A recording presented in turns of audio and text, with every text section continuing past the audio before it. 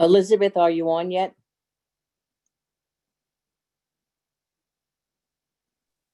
Max, have you been able to find Elizabeth yet?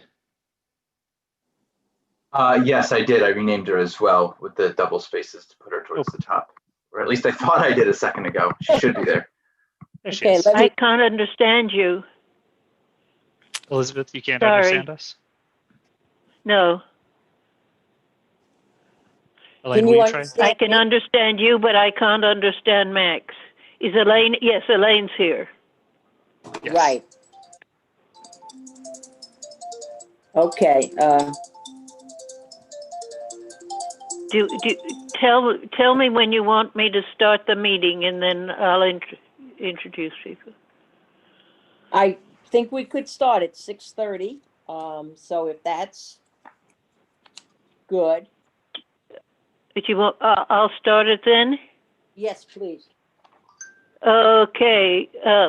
Welcome all you millions of people to the Zoning and Development Committee meeting for November for Community Board 8. We have just 3 items, but they'll probably be very extensive. Elaine Walsh and I are co-chairs of this committee, and the first people will be the people from the Blood Center who will be presenting their proposal. And Elaine will introduce them if they're here. Thank you, Elizabeth. Let me, before I introduce, tell you how this part of the meeting will run. The Blood Center representatives are here to present their proposal. After they have presented, we will have questions, and we start with the public first, and then after the public, we will start with the board members. Now, since we have about 185 people, you all may not get to ask your question, but you can always contact the board with your question. Possibly what'll happen, if people are asking the same questions, I may ask you to consolidate. So with that, I will start with the representatives here. I hope they're here. Dr. Chris Hilliard, Donna Gargano, Paul Selville, Melissa Sacco, Peter Schubert, and Julie Greenberg. They will be presenting, and then there are other people who can answer some of the questions that may come up. Okay, so are you all here from the Blood Center? We are. Well, then we'd like you to start your presentation. Thank you for coming. Thank you, Elizabeth. Thank you very much. And thank you, Elaine. And if Alita is on, my thanks to the chair and to Will as well. Good evening, everyone. Thank you for the opportunity to address the Zoning Committee as well as Community Board 8. I feel like we're neighbors, as the Blood Center has been smack in the middle of the community for 65 years almost. And we're very, very happy where we are and very proud to be part of the community. When we switch to the slide view in a minute, I'm going to run through some slides that talk about the Blood Center and some of our accomplishments and some of the things that have happened during COVID, as well as the plan for a new building on our site, which is why we're here. And we have a number of people from our team, and as well as some of the experts in zoning and the architects to help me present this evening. So we will do that. And then, as Elizabeth said, I understand we'll go to questions. So again, thank you very much. I hope you're all doing well. This COVID is quite the time, and for all of us in so many ways. Thank you. Melissa, maybe you can start the slides, or whoever has. Sure. I just want to note one potential technical difficulty. It says that the host has disabled screen sharing. So is that something that you can but enable I just enabled it. But also, I just want to flag for it just worked. Board members really quickly. Our council member Ben Kalos is also here. If you want to let him say anything before he has his hand up, I don't know. Elaine, that's for you. If it's short, because we got to, or does he want to wait till after the presentation? Ben, up to you.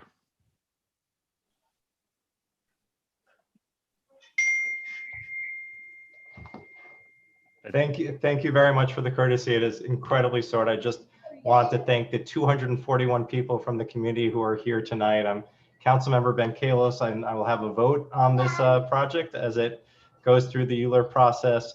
From what I've seen so far, I have a concern, some concerns about what we'll see tonight, and particularly its impact on St. Catharines Park. But honestly, it's going to be up to you, the community board, to make your voices heard, whether it's in support or opposition or with improvements to this discretionary approval. And ultimately, there will be an opportunity for you to participate tonight, and I'll be listening, as will my staff. And you can also reach me directly, and I'm here to listen. I'd like to hear from you at bkalos@benkalos.com. Thank you, Ben. So, Chris, can you start? I would be very happy to, and let me also say good evening to Councilmember Kalos, or if I can say Ben, because I feel like I've gotten to know him better over the last several years with this project. So I hope everyone can see these slides and hear me, and if not, someone, maybe Will, who's managing to DJ this whole thing, will say, you know, I keep talking and I don't hear you. So this is our introductory slide, and we've always called our parcel between 66th Street and 67th Street Center East. And we used to, believe it or not, have a headquarters and manufacturing building in the west side. We called that Center West. And this is our headquarters for the blood center. As you know, it's one of the largest blood centers in the world, one of the last that's really committed to research and development, and who has such a scientific presence and set of accomplishments. I like to demonstrate my tremendous pride in the blood center, but when I say we have done great things, I usually don't mean me has done great things. I've only been here for the past 11 and a half years, and the blood center, as I said, is about 65 years old. This is a view, a rendering of what might be the new entrance as on 67th Street. And we're really hoping to liven up the street view on both 66th and 67th Street. And one of the reasons that New York Blood Center has had such tremendous scientific accomplishment is because it's located with so many universities, essentially within a stone's throw. Melissa, do I have slide control now? No, I'm all right, next, I'll just say next slide, not a problem at all. Next slide. So, you know, we're a not-for-profit, community-based blood center, serving originally Manhattan in 1960, and then all the way into the boroughs and then the tri-state area. And we like to see saving lives as a center of our mission. We're a mission-driven not-for-profit, and this whole project is really a public-private partnership. And, you know, we have in the red circle innovating new treatments, taking care of people in the right, making new products, and impacting global health. And in fact, we serve almost every state in the United States with blood or research projects or specialty laboratories. We have the biggest inventory of frozen blood. We have the biggest inventory in the world of cord blood. The first stem cell product ever licensed by the FDA, you'd think would come from some fancy university like Harvard, but it came from New York Blood Center. So we're very proud of the accomplishments, but what we do is we create products for people. So they're from people because they're donated by you and by me. They're manufactured by people, and they're given to people to save lives. Next slide. Every day, New York Blood Center collects about 4,000 units of blood, serves about 75 million people, advances research. But in addition, many people don't know that we support several growth stage companies. We have an accelerator and an incubator, I'll show you in a minute. And we're working to cure diseases within what we consider to be the blood and cellular therapy space, which is listed here with hematology, blood banking, transfusion medicine, and infectious disease, epidemiology, cell therapy. Now, I say those so quickly and not to be boring at all, but we really believe in this intersection of blood and science. And hematology and blood banking and transfusion, that's what we do. But there are a lot of infectious diseases, as you know, that relate to blood and to transfusion, like HIV, West Nile virus, hepatitis, and epidemiology, and then bone marrow and many solid organ transplants relate to what we do. And we have had a tremendous interaction with the intersection of MERS and SARS and now COVID or COVID-19 or COVID-2. Next slide. Our blood and laboratories, our testing products. This slide I've always found a little tricky to see the colors because our current facilities that we're really talking about are the black and green dots right in the center of this, but these our hospital customers are throughout the region, as you can see, that are in red dots. This mostly lists just the large ones. And we also collect blood at all the donor sites. And these donor sites, these are fixed donor rooms represented by green dots. And not only are we New York, we're New York through and through. And we, you know, it's in our name. And everyone has said rebrand and become something like Vitalent or Vita Blood, but we just can't stop being New York, New York, New York. Some of the statistics are listed over here. We supply over 80% of the hospitals, 450,000 laboratory tests, almost 200,000 platelets and procedures. We also have a hemophilia pharmacy. And as I said earlier, we have the nation's largest inventory of rare blood. Next slide, please. One of the things that we've always been very proud of, especially being in New York, is both our service, our employees, and our relationships with a variety of the communities that are in New York. And so blood and related blood services are all New Yorkers of every background. We have a huge sickle cell disease program, and we match blood very specifically for sickle cell patients. And then over in the HIV research category, this is really our vaccine development and testing group. And we hit all the communities impacted by HIV. And we're also in the middle of doing 2 different vaccine development tests, including the Pfizer vaccine for COVID. Next slide. So it's a little fun to talk about, and I know we have a time limit, and I won't be long, hopefully too long-winded, but we have prototypic vaccines for COVID-19. One is in animal testing, a little behind the companies. We also have been working with engineered stem cells and plasma products, working on Parkinson's and Alzheimer's. As I mentioned, we're one of the leaders in science, in the science of sickle cell disease. We can make transfusion-grade red blood cells and platelets from stem cells that we grow in the laboratory. It's not a reality yet for transfusion of people on a regular basis, but we think it will be. One of our investigations in my lab has to do with the gut microbiome and the central nervous system. How does that relate to hematology? Well, platelets are actually a rapid clearinghouse for serotonin, which is the molecule involved with depression. So we see a number of tests that could come through for mental health that we think are very important. And we were the first to develop convalescent plasma for COVID-19. Next slide. In fact, this is that slide, convalescent plasma for COVID-19. We knew right away that the epicenter would move from Washington State to New York City. It always does. There's so much travel through the city. It's such a large city. And that we knew right away that once we could develop a test for patients who had COVID, we'd also be able to start to collect those who had recovered. And in the history of disease since about 1894, recovered patients' plasma, which is convalescent plasma, has been a good therapeutic modality. And so we had to bring the test up to make the test work, and we published all that data. We were the first authorized by the FDA. We provided about 75% of the units that were used in the Mayo Clinic study. And we have 2 vaccine candidates. And we also have a very interesting molecule that's a stapled peptide. It's a helical molecule that can interrupt the binding of the virus. I say all this because I think many people think, well, it's a blood center, I give blood there, and I do appreciate how many of you do that, and please do that because we're short of blood during this COVID time.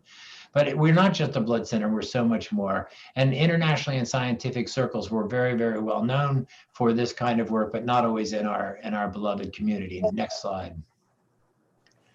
So our future depends really on our ability to transform our old, essentially automotive school into a life sciences hub. Our facility is very old, it's outdated, it's almost impossible to recruit people into. I know you know parts of our facility because you use our bright orange auditorium and other parts of it. And we're so thrilled to host many community events, including community board aid. But we need to replace and modernize our facilities, which is why we're coming to explain and to ask for your input and to explain the project and to show you.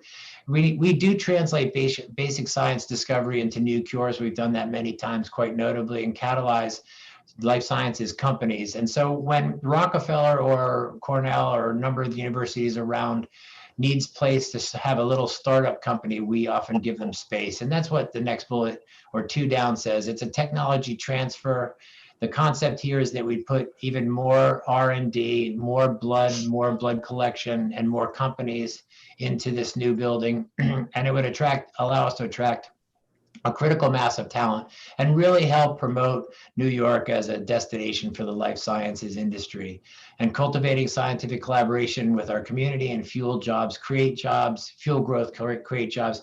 And so this bottom set of arrows is really what we do. We take our basic science and move it all the way up to commercialization. And because we're not a university, we have a variety of ways that we can work and collaborate with all the universities, even as far away as Paris, but very closely in our very local community. Next slide.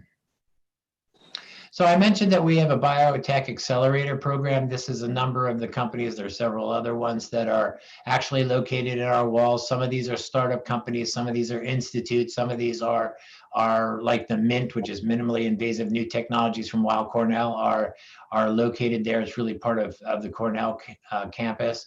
We are, as I said, we're very much about stem cells. The Rogosin Institute, we have collaboration with the Rogosin Institute to take stem cells and make kidneys. We can make little mini kidneys, not big kidneys yet, but kidney disease is one of the biggest problems in the United States and growing. And if dialysis could be taken care of, not only would it be an economic boon for the country, but it would be such an important humanitarian improvement on many people's lives that have kidney disease and need dialysis. Next slide. So we are really a center between commercial collaborations, and the list of companies that we interact with is long and distinguished, and academic collaborators. You can see Memorial Sloan Kettering, Weill Cornell, Columbia, Rockefeller, Montefiore, et cetera. And so many of those are within walking distance. Our scientists, including me, walk back and forth many times a day, sometimes even with different samples in different parts of the laboratory. We have, in my lab, a huge collaboration with Fate Therapeutics, you see at the bottom, and Memorial Sloan Kettering to make the next generation of CAR T cells from a thing called HLA homozygous iPSC cells, which is very, very exciting. Next slide. So, it really is imperative that we fix this building. It's really a problematic building. Be happy to walk you through it. But what these next couple of slides are really meant to say is the proximity to the research institutions and the large academic medical centers is imperative to the success we've had and to our future success. And I can repeat the names I just said, but all of these institutions essentially work through us and with us. We have things that they don't have. A couple of the companies that have come to us recently because of COVID, we touch the arms and therefore the blood of over 1 million donors a year. So when Regeneron was working on its cocktail of monoclonal antibodies that President Trump eventually got, they started with 100 of our samples virtually the minute we could collect samples to figure out who had the antibodies and what they meant. And they've been a tremendous success and partner. Next slide. So we must really build on our site and remain on our site. And we're fortunate to own our site. As I feel certain you know where we are, across from JREC on the front and the park that Council Member Kalos mentioned. And we have great relationships with both. We've been located on that site, as I've said, since 1964. And it's really a superb site to do exactly what we do, which is all the things listed here: support everyday medical interactions, fuel collaboration, expedite discoveries, and attract and foster startups in our accelerator program. Next slide. And this slide was put in not only to show, as I think everyone in the community board knows exactly where we are, but with JREC across, you can see just to the top or north of us, and then the park with those circular trees, and then Weill Cornell, Memorial Sloan Kettering, Rockefeller, and of course, Weill Cornell's all the way down on the water, HSS, we have tremendous interaction. But if you look also down to the lower left is MSK's Breast Imaging Center. So we're surrounded by collaborators. And these collaborations, you can see here, go on 10, 5, 2, 3, 8, 20 years. Some of them have, I know, go on quite a bit longer than that. For instance, some of my relationships at Rockefeller are older than that, even though I've only been here 11 and a half years. Next slide. The folks, our partners, were so moved essentially by us trying to build a facility that would have more interaction time and more research for them, that we got a number of people reaching out to us saying, you know, we really want you to be where you are and be able to grow bigger. And I can understand that, because as someone who started a biotech years and years ago, it's very hard because the universities won't always let you start it on your own campus. But these are a couple of the blurbs saying, you know, it allows us to accelerate our research projects. It allows us to transport patient specimens. It facilitates impromptu interactions, and we share scientific information. We have one of the most attended lecture series for physicians and researchers in the area. And we're very pleased with our workforce training programs, our training programs, and our large participation in our community of underrepresented minorities. Next slide. So this is, I think you all know what we currently look like, and really I call it 4 stories high. It's sort of 3.5 stories high.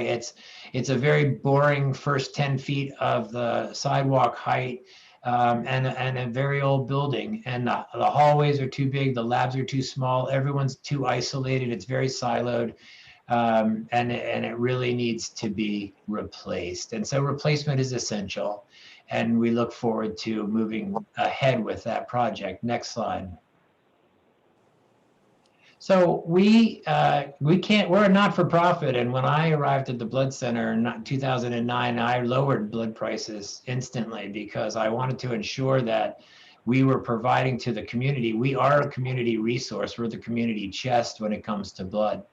And our goal, my goal, and now our goal, was to offer products virtually at cost, and to be able to say to any large center, come in, look at the books if you want, because our goal is to provide life-saving products, not to make a profit. And brilliantly, I haven't been able to lead the center to a profit in the last 10 years, as we have seen a tremendous consolidation in the blood industry. So what we did was we went out and looked for a partner and found Longfellow as our partner. And Longfellow is the leading life sciences developer in the world. And they have more, I think there's some slides, and we can ask them to speak to this, but then they have built and developed places like Kendall Square in Boston, and places with Duke down in the South, and really done tremendous. I mean, they have these huge numbers of square feet. They build life sciences laboratories. They make places for companies to be successful, and they are just a remarkable number one. They're the best of the best. And in addition, they're tremendous people and individuals, and have this mission at heart. And so it's been not only a privilege to have the best developer as a partner, but also to have them as friends and colleagues in this whole process. Next slide. So Center East is what we're calling it for the moment, will be a catalyst for the new biotech and life sciences ecosystem, we hope, in the city. And as you know, the mayor and others have really been interested in trying to ensure that we retain the superb scientists and the NIH dollars and grants and the discoveries, and allow this as a sector to grow in our beloved city. And we see health as well as research laboratories as really a superb entrant level for all sorts of trained and untrained individuals. You know, most of the positions we have on the blood side, as well as many positions on the research side, require only a high school degree. And we've been working with a number of different degree granting programs, universities, and colleges to try and ensure we have a diverse and team-oriented workforce development project and program, which we're very happy. So our mission is to keep life sciences entrepreneurs in New York, further advance our life-saving research, commercialization of drugs and therapeutics, and better serve New York, our community at large. We really are all potential blood donors and all about to be, if something doesn't go just right, potential recipients, whether it's cancer or an accident or anything. And we haven't closed our doors in 65 years, and I can't imagine we ever will. We get more open and busy during the worst, whether it's 9/11 or the Hurricane Sandy, major snowstorms, or COVID. We've been open and running the whole time, obviously within the prescriptive needs of keeping our workforce safe. And I do ask you to give blood, and I do thank you in advance, and thank you for your past donations. Next slide. So we will create new jobs with this, which is exciting, and that's as well as the construction jobs and all of the related jobs to that. The construction jobs is listed here as about 1,500 new jobs. The operational jobs is over 2,500. And that creates additional 3,000 estimated jobs that are indirect because of all of the activity that we hope will take place in the building. We know, we're not entirely ignorant of this, that the building process is very tough on you. It's very tough on the community. It's very tough on us as your community blood center. But we really believe in the longer run, when the project is done, that everyone will be thrilled with the building and its look and its economy and its job creation. We've spoken to members of community board and the leadership, and I greatly appreciated our last meeting. And a lot of people were clear that this notion of creating jobs and economy in the local area doesn't always directly create those things for the community. But we are very strong community citizens and couldn't have a bigger heart for the whole of our community, as well as our borough, as well as our city. Next slide. Chris, Yes, ma'am. I would ask that you move to the issues that are before us that relate to zoning and You what got- plans are. Happy to do it. Thank you very much. Out of the programming, but I had asked that we really focus on the zoning and what you think you need to do what you've said. So please move on to the zoning issues and what you're proposing. Thank you. I apologize for not doing that. I wish I'd known that better in advance. That's very helpful. Well, So I made it that you clear. totally fine. Thank you very much. This is just a slide that reiterates how many different workforce development, education, and training programs we have. Next slide. Okay, So perhaps at this point, I can turn it over to the experts, Lisa Gold from NEAD, and we'll move right to what you asked for. and I'm going to go extremely quickly through context so we can get to the proposed massing and zoning actions. So obviously the New York Blood Center's location is critical to its research facilities, but it's also in the midst of a real neighborhood. The urban context is very diverse, with high-rise residential to the west and healthcare institutions to the east. If we go to the next slide, you see photographs of 66th Street with the Memorial Sloan Kettering outpatient facility and other mid-block buildings also owned by Memorial Sloan Kettering. So one of the really sad things about the building right now is that it projects a very blank and intimidating wall to the community on both 66th Street, as well as, if you go to the next slide, on 67th Street. So the residential building, the Julia Richmond School across the street, and the Blood Center both result in unactivated solid walls from 2nd Avenue all the way to the park. So one of our big goals is to transform the street so that we can create transparent, open, and lively ground floor uses that will create a much more humane urban experience. Next slide. The park, we all know and love it. Social heart for the neighborhood. Next slide. This slide summarizes the goals for the new Center East. Now, most importantly is replacing, modernizing, and expanding the Blood Center's research capacity with new labs. But as Dr. Hillier mentioned, it's also about attracting life science partners into the building, which means large flexible plates of about 30,000 square feet and a super robust building infrastructure. Next slide. The program of the building is summarized here. It's 596,000 square feet. The blood center space is 206,000 square feet. They're the institutional anchored driving basic science. The life science partner space at 390,000 square feet is focused on translating those basic science discoveries into new treatments. And then finally, there's the shared collaboration center. Melissa, if you can flip the slide. 41,000 square feet where all the users can come together with access to super high-tech support, core labs, and education facilities. So really creating a biotech innovation system, center for knowledge exchange.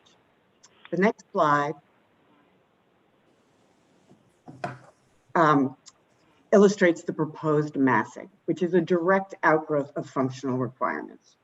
So the 4-story base contains the blood center facilities. The cube above contains research space for life science partners. And the landscape setback floor brings everybody together in the shared collaboration center. Next slide. So overall, we really look at this as much more than just a building. It's envisioned as a dynamic vertical campus bringing together all the diverse program elements that you see illustrated here to create a true scientific community. So looking a little bit more closely at the building site and the building itself, this is the site plan where you can see in blue the blood center location directly across from Julia Richmond to the north, the Memorial Sloan Kettering buildings to the south, and the library to the east. We are planning to put the main entrance to the facility on 67th Street and maintain a secondary entrance on 66 along with some servicing. So looking at that ground floor plan in a bit more detail on the right side of the slide, you can see the main entry off of 67th Street with an entire street frontage devoted to lobby, circulation, collaboration space, along with a multi-purpose room and a small cafe. That lobby connects through to 66th Street for another secondary entrance to the facility. In gray along 66th Street, you can see the loading dock operation, which has internalized loading docks so that trucks aren't on the street. The existing blood center loading dock is at this location currently. And then in blue, you can also see some of the more public-facing programs for the blood center, which will continue to have a ground floor presence, including their main blood donation hub and their Project Achieve research program. On the left side of this slide, you can see the building stack. Again, as Lisa mentioned, the ground or the base of the building, including space below grade for the blood center, for the core labs, and for some of those shared facilities. Above in the orange are the partner floors. And there are also zones throughout the building below grade, at the mid-level, and at the top for mechanical. So the base of the building height is 85 feet. And the total height of the project up to the very top of the screen wall, which shields all of the mechanical equipment, is 334 feet.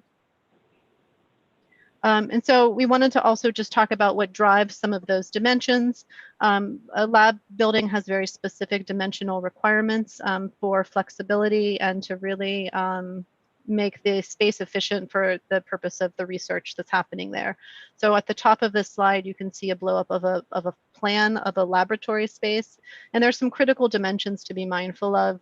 Lab buildings are typically planned on a module, an 11-foot module, which allows for the right spacing around equipment and people, and also allows for flexibility as labs change over time. And then the laboratory space itself is often divided into this enclosed lab support space, which may have specialized equipment or environmental requirements.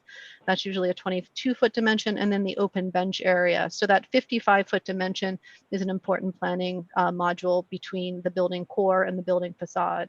Likewise, sectionally, there are specific requirements to support this type of a project, including air changes and ducts and other services that run through the ceiling plenum.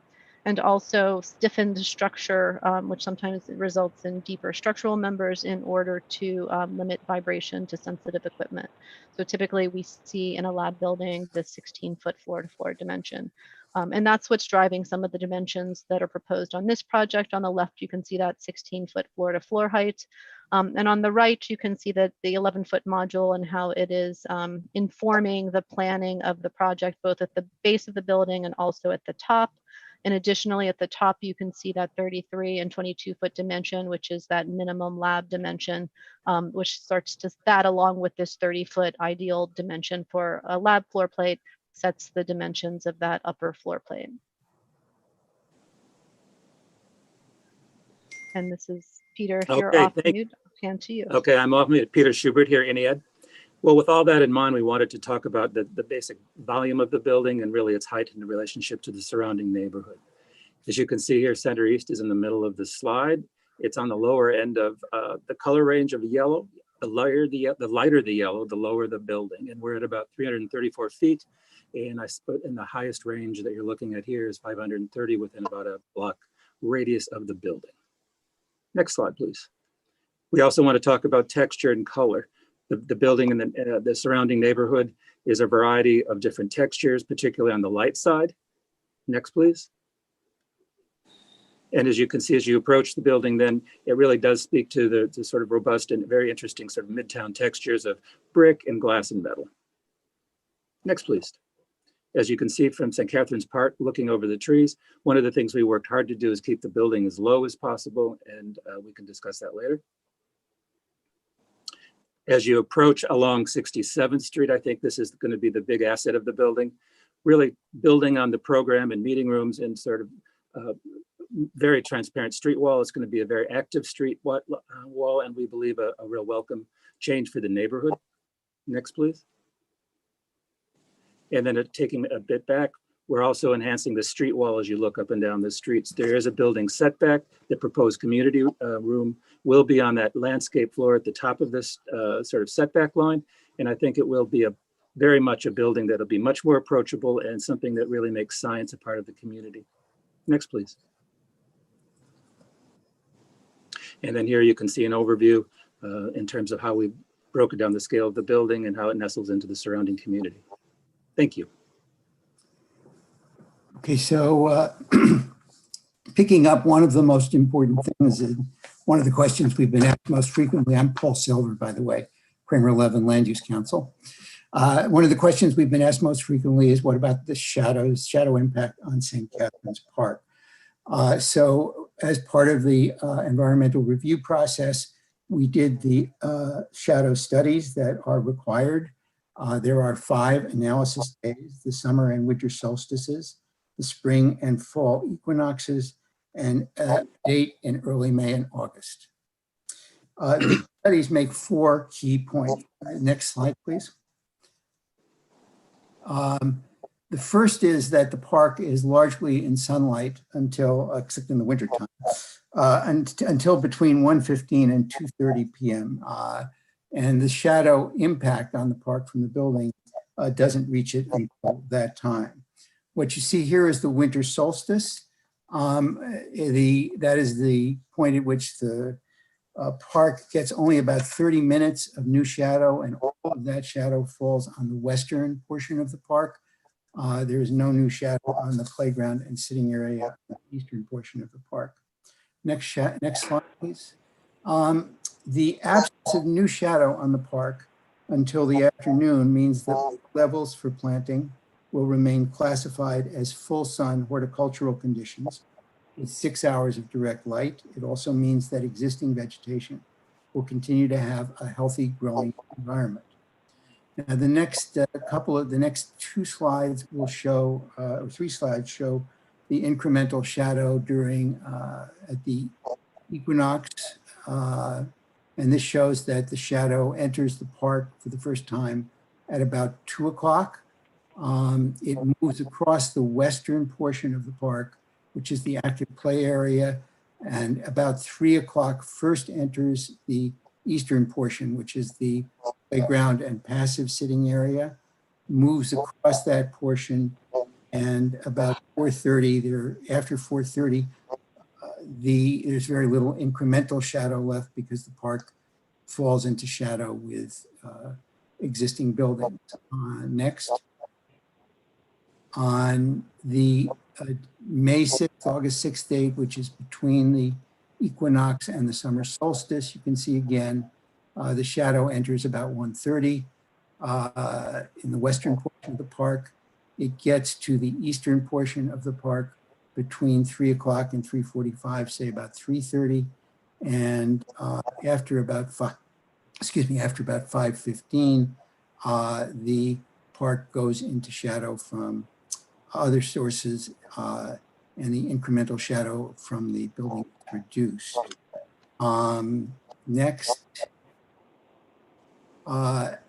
finally, on June 21st, you see the sun entering the western portion of the park, the shadow entering the western portion of the park about 1:15, entering the eastern portion of the park about 2:45, never quite covering all of the eastern portion of the park. There are people who would say that during the summer, actually the shade would be a little welcome. So in terms of time, what it shows is that on the western portion of the park, there's between up to 3 and 4 hours of new shadow. And on the eastern portion, up to between 1.5 and 2 hours of new shadow in the building. To address these impacts, the Blood Center has retained Matthews Nielsen as its landscape architect and will, with Matthews Nielsen, work with Friends of St. Catherine's Park and other stakeholders. The purpose, obviously, is to find a range of mitigations and be a commitment that we will follow through the pre-certification and through the UWIP process. Next slide. So in order to develop, let's go to the next slide, actually. Okay. In order to develop the Center East, there are 3 zoning actions that are required. The first is a rezoning. Today, as shown on this map, the zoning along 2nd Avenue is C19 north of 66th Street and C28 south of 66th Street. The mid-block zoning is R8B. Next slide. Next slide. Okay, good. The proposal is to move the 28 boundary north 1 block to 67th Street. That would have the effect of making the non-conforming theaters on the western side of 2nd Avenue a conforming use, and to remap the Blood Center into a C27 zone district, which permits both institutional and commercial medical labs at higher FARs than are permitted today. There's a compelling policy basis for this rezoning, and the starting point is its contribution to the city economic development policy of encouraging life sciences, a very strong policy now and one that's become even stronger as a result of COVID. And one of the ways the city is proposing to do this, is seeking to do this, is through the removal of regulatory barriers inappropriate. And we believe that the Blood Center site is a most appropriate candidate site for advancing these policies. And there's 6 reasons. The first, as Dr. Hillier mentioned, is its proximity to the world-class medical and academic institutions, Rockefeller University, Sloan Kettering, Weill Cornell, that are engaged in advanced research and clinical work that ties into what the center is doing now. The second is that it's only about a 5-minute walk from 3 subway lines that connect it to Midtown and Lower Manhattan, to Queens, to the Bronx, and to Brooklyn. The third is that it is a uniquely large parcel. It is literally the only available non-residential site of its size in the 60th to 72nd Street corridor between 1st and 3rd Avenues. 4, its basically square shape is ideal, siting of the most flexible and efficient life sciences floor plates. 5, it has an 80-year history of non-residential use. That means not only that the use, that its historic use will be continued, but also, and this is always an important point, there will be no relocation of residential tenants required to see the project through. And finally, it's on an atypical block. It's not a block that's dominated by row houses or even by tenements that are really what the R8B is all about. It's one of a trio of atypical mid-blocks between 66th and 69th Street. On this, 75% of the mid-block lot area is used either by non-residential uses or by buildings that are overbuilt under current zoning. The block to the north is used only by the school, the Julia Richmond Education Center in St. Catherine's Park. And the southern face of the block north of that is entirely occupied by either institutional uses or residential uses that are taller than 12 stories. So that's the first action, the rezoning and the rationale for that. The second action is an amendment to section 7448 of the zoning resolution. That section was originally adopted and it's subsequently been amended to facilitate the development of a number of life sciences centers. And the proposed amendment would allow the City Planning Commission a special permit to authorize site-specific actions needed for the proposal. And that is a flexible mix of institutional and commercial uses where the permitted commercial floor area would exceed 2 FAR that is ordinarily permitted in the 27 district, and a modification of height, setback, yard, and signage regulations. The third action is the approval of the special permit under the amended section 7448. Next slide. Next slide. This shows just a basic footprint of the building. Again, you can see the base height at about 85 feet, the building height at about 34 feet, and it shows from the top what the footprint of the floor plates are like. It also shows the setback of 30 feet from the western lot line, which is 10 feet more than is required in this particular case by the rear yard regulations, which we'll talk about in a sec. Next slide. This slide shows the proposed modifications of the rear yard and height and setback rules on the left-hand side. The rear yard modifications are shown. The left side of that is the west lot line of the site, and it shows is that between 23 and 85 feet, there is a waiver sought for 20 feet of rear yard. That does not go above the base height because as I noted, the tower is set back 30 feet. On the east side, which is the right side of the rear yard diagram, the east-west section, you can see that a sliver of the waiver goes up the entire tower. Again, this is a result of offsetting the tower in order to try to provide more light and air to the west. The right side of this drawing is the height and setback waiver. What it shows is the tower floor plate and the waiver that it reflects the demands of that floor plate that Melissa Sarko talked about. It also shows that the tower is offset, making the waiver more extensive on 66th Street, and that is to provide a deeper setback along 67th Street because of St. Catherine's Park on the north side of the street. And finally, next slide, the signage waiver. The signage waiver would allow signs up to 40 feet in height. You can see that the two center east signs, that's 15 feet higher than the 25-foot height limit in the C2 district.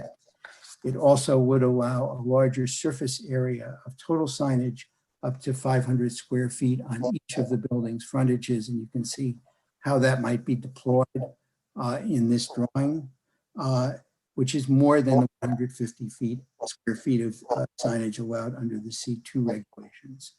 Next slide. So that's the zoning.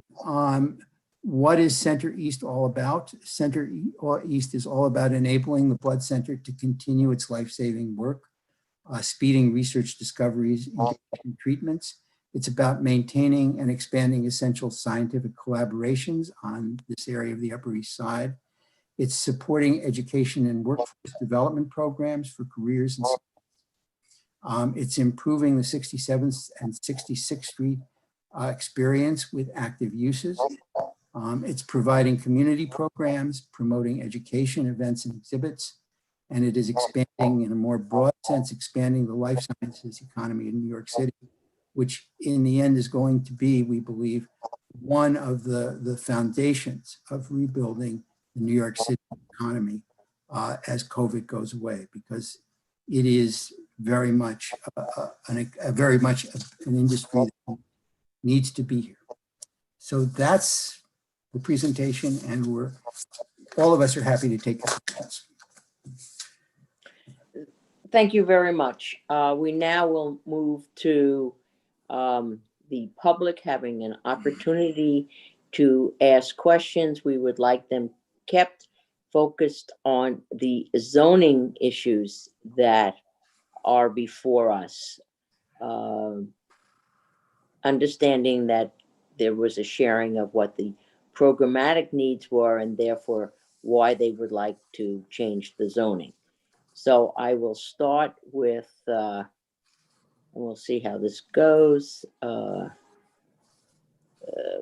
Marty Bell, are you there?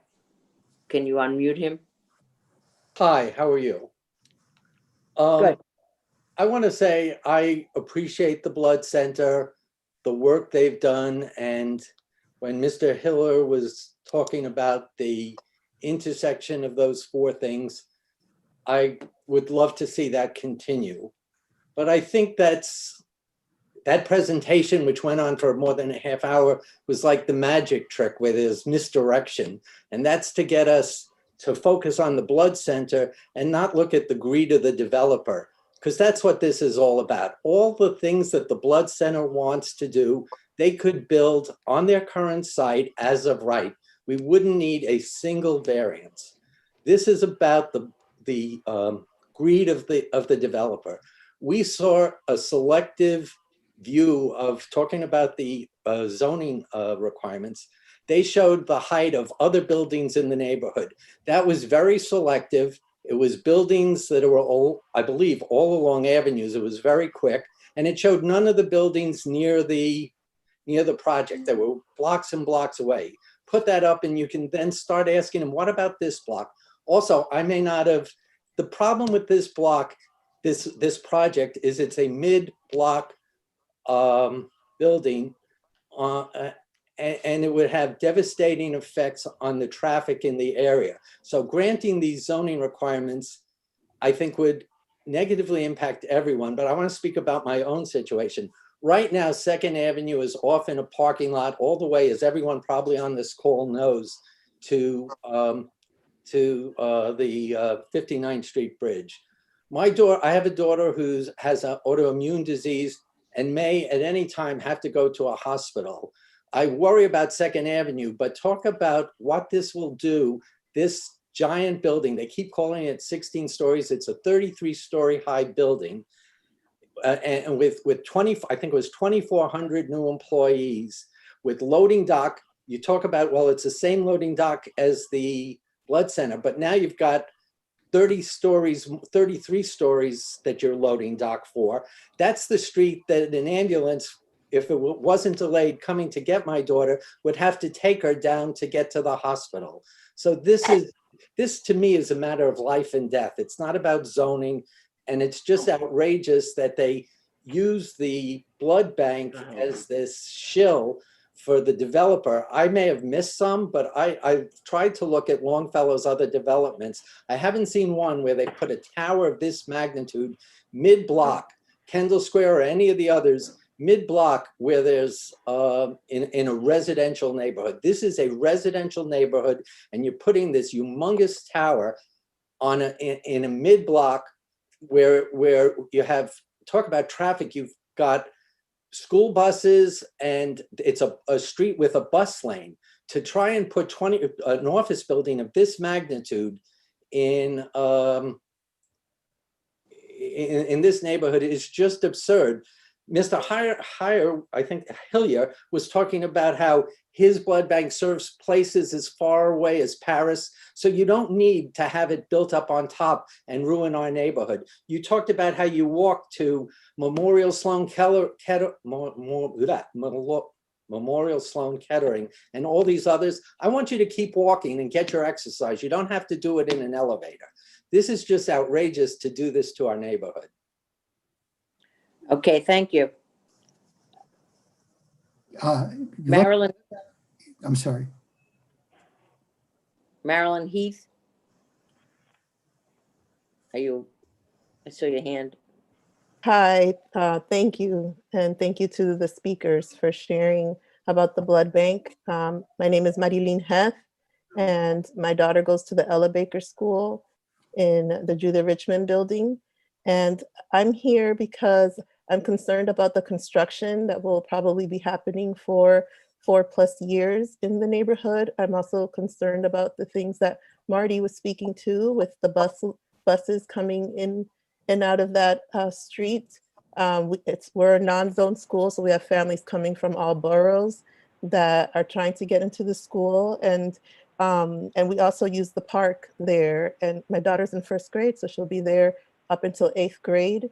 And I, would love to learn more about how are they addressing the toxicity in the air and in the noise that will come from the construction of the center. Okay, thank Our you. environmental consultants and Okay, can we're not gonna speak have to response. some of those issues. Have a good one. Keep an eye on it. Bill Angelos. And can we please have the speakers stay to about 1 minute? We have over 275 people on this Zoom. Bill Angelos. Yes. So unmute him. He just has to confirm unmuting. Oh, Bill, just push the button at the bottom corner of your screen. okay. Maybe come back to Joshua Satin. See if we can get him to do it. that. 1 second. Oh. Joshua. Hi, how are you? Hi, my name is Joshua Satin is the name. Like the I'm fabric. sorry. It's okay. How are you? My name is Joshua Satin. I'm the principal of the Ella Baker School, and I'm building manager at the Julia Richmond complex. And I'm speaking on behalf of all of the principals and the people over at the Julia Richmond building. We haven't met this time around with the group as a group about the proposed project, but knowing the size and the scope of it, we oppose it. Thinking about what it might do to the playground over at St. Catherine, thinking about the traffic that's already there. Right now, just coming up First Avenue, it is not a 3-lane boulevard. It is a 1-lane road right now with all of the parking that's happening, and that will be there. Each morning and each afternoon, we're a pre-K to grade 8, or excuse me, we're a 3-month to high school to 12th grade building with a District 75 school, a school with middle schoolers with autism. And so every morning we have about 10 buses bringing in students from all across the city. And right now, without construction, without anything, it's a real mess. It's a real mess in the mornings as well as in the afternoons. So I think the stress of 4 years of construction will be really difficult. And then just thinking about the traffic afterwards on 67th Street and, or just on 67th Street, if it does grow to the size that they want it to, just the numbers of cars and people coming up and down 67th Street will be really difficult to move up and down, bringing in kids from all over the city. Okay, thank you. Thank you. I would like to remind people if they want to ask questions, that they raise their hand. And as we move forward, because the clock is ticking, I'm going to ask if somebody has a different issue than has been identified so far, and then I'll ask for some summary. I'm going to go to Steve.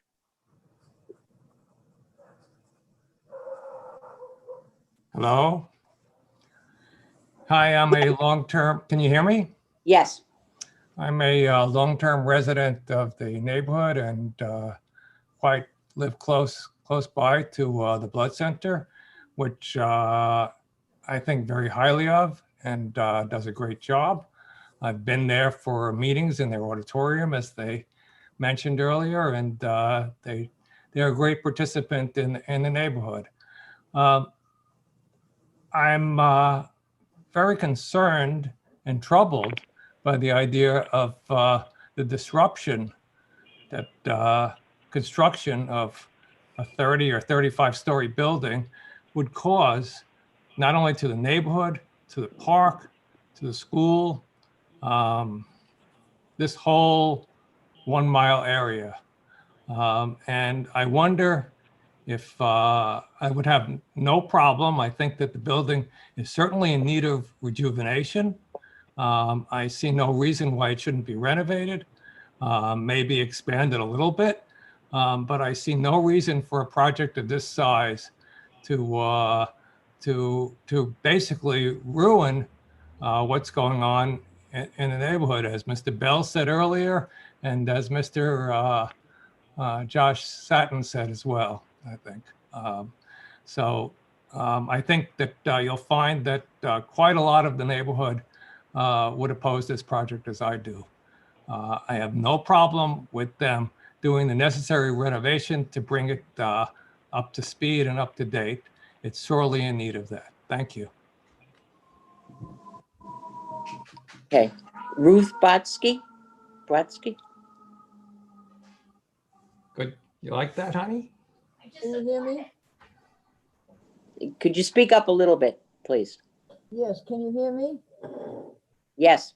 Okay, I agree with everything that's been said, but one of the things that concerns me is the height of this building. I counted how many floors you have for partners.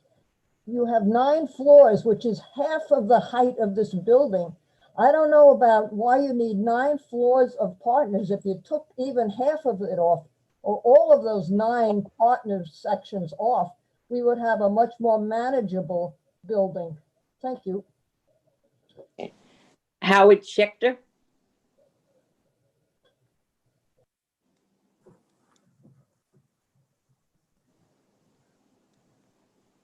Second, I need to find Howard. Okay, there we go. Thank you very much. My name is Howard Schechter. I am an attorney with the law firm Armstrong Teasdale. We are attorneys for 333 East 66th Street, which is a property just to the east of the proposed development site. And I'm appearing here today to oppose the extreme size and bulk and height of this proposed development. I think first and foremost, it appears to us that the what is now a community facility and is permitted in this location as a community facility is to be replaced by a massive office building, commercial office building. I assume when they're talking about partners that they're going to be renting out that space at a profit in order to subsidize their operation. And while I don't have anything particularly in opposition to that conceptually, the idea that you would build this huge structure that's totally out of character with the neighborhood in a mid-block location in order to do that is an unfair imposition on the community and changes the basic community facility nature of the use to a commercial office building, which is going to draw in large numbers of workers daily in an already congested location and make the living environment significantly worse. The Traffic on East 66th Street is already burdened by the fact that it's a park transverse street. Traffic comes up First Avenue and turns onto 66th Street in order to get across the park. And the idea that you're going to have additional truck traffic and deliveries and servicing of the entire office building from a loading dock on 66th Street guarantees that there are going to be backed up trucks waiting to pull in, traffic stopped while they're backed into position. It's just a recipe for keeping traffic from moving through that location in a useful and acceptable way. And then, of course, Second Avenue is immediately a cause of backup of traffic. So if you bring more traffic onto 66th Street, you're going to back all the way down the block to where my client's building is located and further, so that there'll be no access or emergency access, as Mr. Bell indicated. Also, you've done, I saw the shadow survey. It seems to me an extraordinary amount of shadow to be adding to a park that is a focus of so much community activity. And again, it's not a community facility that's being offered in that location, but an office building use that would interfere with the use of that park for its intended purpose. But I don't see any shadow analysis with respect to 66th Street, which I imagine there must be some impact as well. Nor do I see any analysis of how the terraces and other rooftop facilities of my client would be affected by this structure so close to it, to the immediate west. I would also point out with respect to the height of the structure that the 66th Street between 1st and 2nd is a fairly steep hill. And you're talking about putting this at a location at a higher point on the hill so that the height of the building and its impact on the community is exacerbated by the fact that everything to the east is significantly at a lower elevation at its starting point. So simply talking about the number of feet above street level does not accurately reflect the significant amount by which you're increasing the height above the existing structures by putting this big building in that location. You know, we only briefly looked at this. I do have a number of specific questions that I would be interested in hearing an answer to. One is that there's an indication of something called gas storage on the 66th Street side of the building. I don't know what that is and would like to know what it is and how that affects the community. If there is an environmental impact statement that's been prepared, I'd certainly like to see it, and my client would like to see it and have an opportunity to comment on that as well. Thank you. Thank you. Judy Schneider.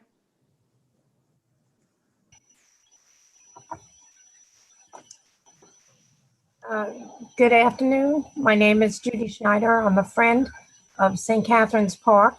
I want to thank the Blood Center for the concerns they've expressed about the impact on the park. Over the years, we've found the Blood Center to be a good neighbor, and we've worked closely with them as they have continued their current outreach.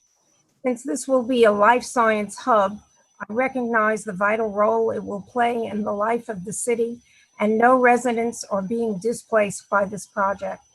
The park and ball fields have been very supportive for the healthcare industry over the years. Even the ball field serving as a much needed parking lot during the worst part of the COVID crisis.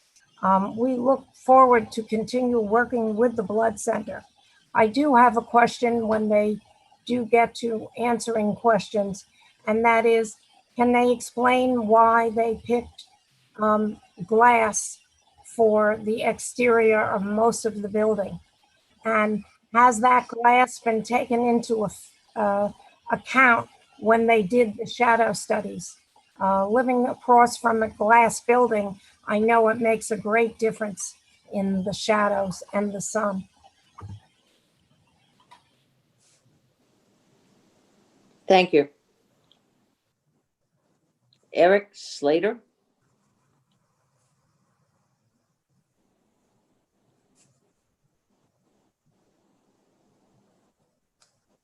Okay, we'll go on. Eric Slater. Yes, I'm here. What's your question or concern?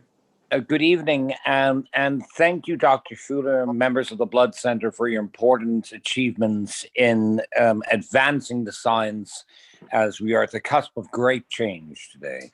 I thank the council as well as the ladies and gentlemen of Community Board 8. Certainly with regards to the zoning, I, the son of Terry Slater, a long-time, decades-long member of Community Board 8 and resident of the Upper East Side, I am concerned that this sets a rather dangerous precedent as we have fought hard to preserve our mid-block zoning so as to create a quality of air and light and quiet. And here we are hearing a proposal for a 33-story tower, which is abhorrent to me as a New Yorker, in the middle of a block, in the middle of a residential neighborhood. My question to the Blood Center would be, as real estate is so less expensive in Long Island City, why indeed build in the middle of our community? When via drone, you can drop off something just across the river or a simple cab ride across the 59th Street Bridge. Thank you. All right.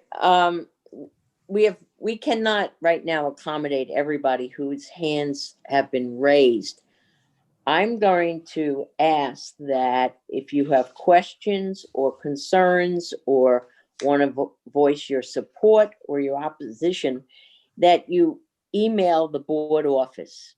And that is at info, I-N-F-O, at CB8M, like Mary, .com. And we'll take a couple of more questions. I'm not sure, is there a way we can find out how many people are opposed to the project and how many are in support? Is there a way to do that with hands? Do we take everybody's hands off to do this? So what I would do is if you can find the participant menu on your screen, if you're on a computer, it's at the bottom of your screen, has the word participants and the number 268 right next to it. It'll open up a box and you'll see a list of everybody's names. At the bottom of it, you'll see a yes and a no, a green yes and a red no. And so if you're in support, click the green yes. You only need to click it once, it'll stay up. If you click it multiple times, it'll click and then go away. If you're against it, click the red no, and we will see your number up there. Again, only click it once. And we'll give it a couple of seconds for everybody to get their yeses and nos in.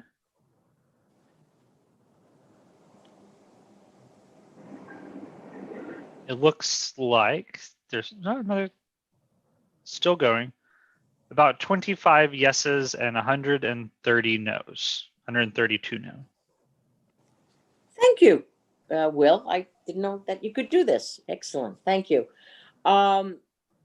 I'm sorry that we do have to stop the questioning period at this point. We have not allowed sufficient time, and I think we were not aware of this need to come forward. I want the community to know, the Blood Center has not informed us, but that we just received from the city that there will be a scoping session on the Blood Center on December 15th. Currently, the Blood Center has received a positive declaration for the EAS, and they will now A negative declaration. A negative. No, it's positive declaration. It's a positive. Yeah.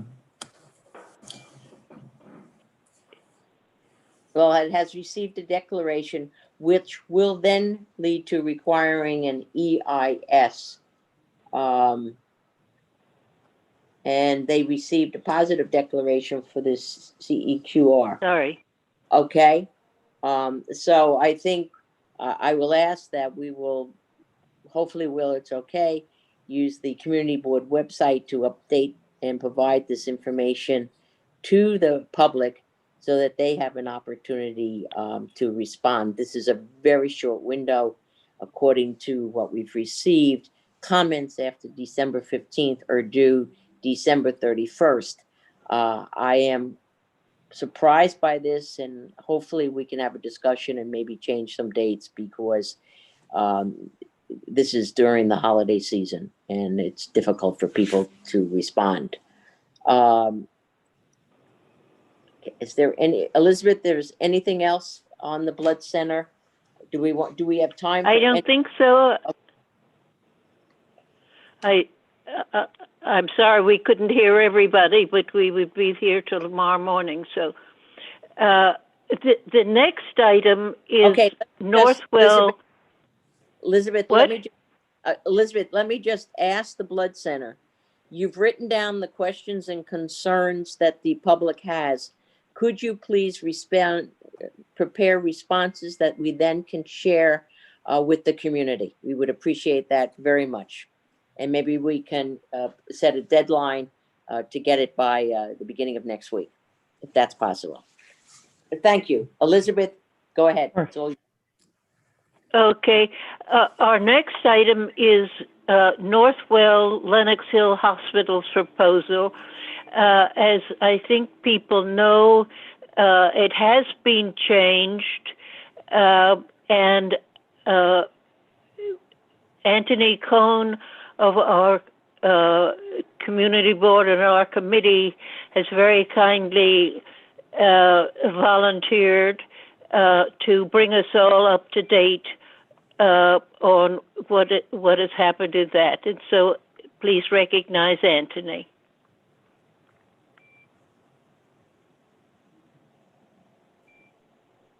Thank you, Elizabeth and Elaine. Will, if you could give me screen control, that would, so I can share my screen, that would be useful. Yeah, of course. Oh, thank you. Go ahead. All righty.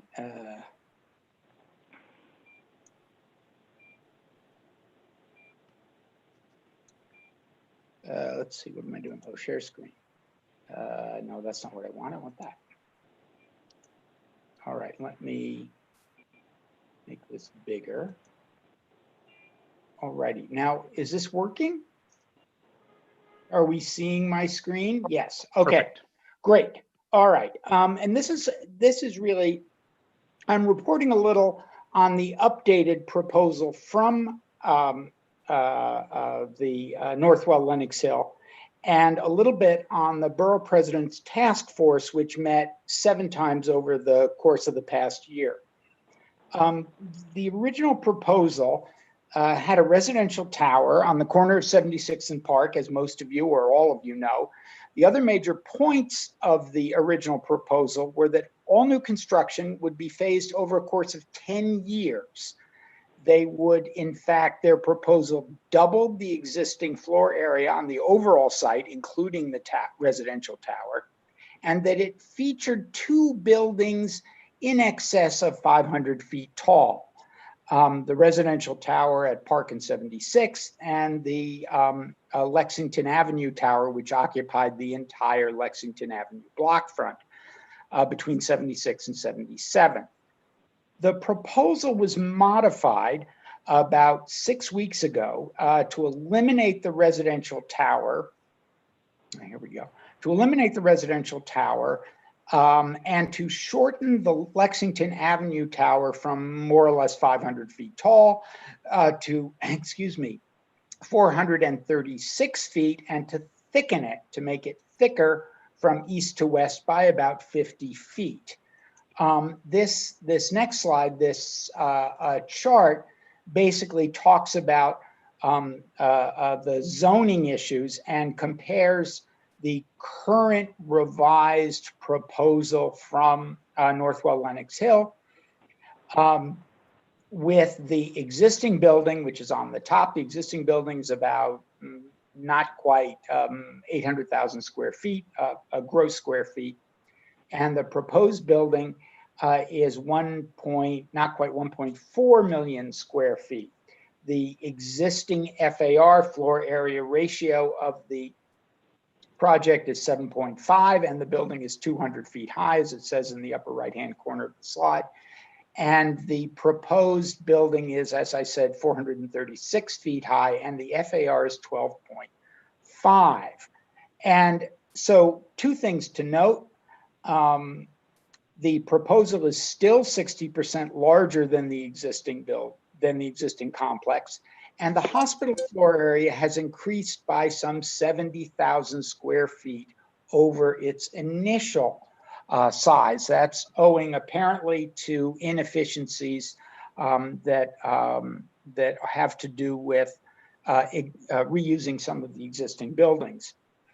Aside from the upzone to an FAR 10, and this is the sort of zoning arcana that Paul described so well for the Blood Center, Northwell is asking for bonuses as a large community facility, a situation of their own creation, and half of an accessibility solution for the subway. They propose at this point to make an accessible connection to the subway on the southbound side only.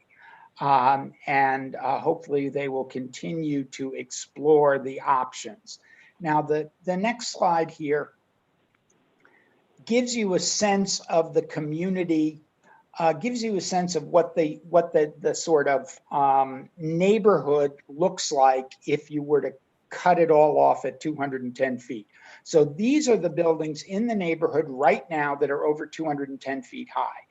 And this next view, which is, I think, important, is a very crude model showing you what the 436-foot high building on Lexington looks like above the 210-foot plane. And one of the things to notice, in addition to it just being really tall, is that its profile, it is a 180 some odd foot square in plan, which means that from every view and every angle, it's big. And so, does this work? We're working okay? Okay. And so this is a view based on the map provided by city planning, 3D map provided by city planning. This is Lenox Hill right now. The Lenox Hill Hospital, it's in green. This was the original proposal with the two gigantic towers, and this is the revised proposal. Effectively, the revised proposal is a new building on the Lexington Avenue side that is now about 180 feet square, and as I said, 435 feet high, and the first little setback is at 190 some odd feet. Just for comparison, I'll go back quickly there. Just for yeah, smaller than this. This is what would be allowed by zoning if they were starting from scratch. You have a building of about 175 feet high on Lexington, a building of about 210 feet high on Park Avenue, and the R8B zoning in the center says that you can have buildings that are all of 75 feet high. Giving it a little bit more perspective, you get a sense of how Lenox Hill fits into its neighborhood, built over many years, most of it built in the 50s. Again, I can't help but show what they wanted to do initially, what is in fact as of right, and then what they are now proposing. The red rectangle to the left of the purple proposed building is in fact an as of right building that that Northwell Lenox Hill is planning on constructing at 3rd Avenue between 76th and 77th for other purposes. And finally, all three existing, proposed, as of right, all together, you can see that the existing buildings are not in fact, are non-conforming buildings, but that it's something that's, I think, worth looking at. Now, about the task force. The task force met 7 times over the course literally of the last year. Throughout this process, Northwell really failed to pay much attention to neighborhood concerns and consistently refused to imagine a smaller project. They presented to the task force the bare minimum. They have never shown us a shadow study. They have never shown traffic studies. Anyone who has ever used the Lexington Avenue IRT 77th Street subway station is well aware of that it is one of the most crowded in the city, and there have been no traffic studies and no impact studies of the subway. These are very good architects that Northwell has hired. They are very responsible, very professional. I cannot, as an architect, believe that they have not, in fact, taken a look at what these impacts are, and their refusal to share them with us before they absolutely have to, as part of the ULURP process, tells us a lot about their intentions, or tells me a lot about their intentions. So the opposition at the last meeting made presentations that highlighted 3 issues: the overwhelming bulk of the Lexington Avenue Tower, the question of whether or not the program really suited what was needed here, and finally, the issue of medical equity. And I think that one of the things that is a blessing for us, and I'm sorry to be going on so long, but this has been like a year of our lives, more. Medical equity is something that we don't really have to think about here in Community Board 8. We are blessed, some might say cursed, with more hospitals than we can possibly need for our needs. So fine, it's a center, a medical center for the entire city. I believe our state senator, Liz Krueger, has more than once described her district, which extends from 14th Street up, I'm not sure exactly how far up, but at least as far as 96th Street, as Bedpan Alley. That's where we live. And the idea of taking what is a perfectly good, serviceable hospital that should be renovated, should be modernized, should be updated, and doubling its size is really anathema to many of us in the community when there are neighborhoods within the city that have nothing. Finally, it appeared that the elected officials understood the magnitude of the problem posed to our neighborhood by this tower. Standing on Lexington Avenue at 77th Street or 76th Street, you could do that today or tomorrow anyway, and look up. The building that Northwell is proposing right there is 3 times the height of what you see now. 3 times. And it is twice the width of the tallest part of the existing Lenox Hill Hospital. Fortunately, we are expecting or hopeful that there will be more meetings and further discussion, and perhaps there can be conversations that will persuade Northwell to take a slightly different look at this project. But as it stands now, this is what they are proposing. And I think one of the very wise presenters at that meeting was asked by one of the elected officials, well, what can you do? What can you do to make it smaller? And he responded that if you want to reduce the bulk, you either reduce the program or you buy more land and spread the project out. And so that's really where we are. We are asking the task force hopefully will meet again, and we will have continued conversations with Northwell Lenox Hill and the elected officials, and we might hopefully be able to mitigate the effects of this proposal. And now I'm done. Thank you very much, Anthony. That was very helpful. I do want to tell people that the hospital was invited to this meeting. As they proceed, they will go through what's called the ULURP, the Uniform Land Use Review process, and will have to present its proposal to the community board. Does anyone have a question? If so, could you go through in order? Will, I think the first is Betty Cooper Waller. We'll do the public first and then the board. Okay. Betty, it's *6 to unmute yourself.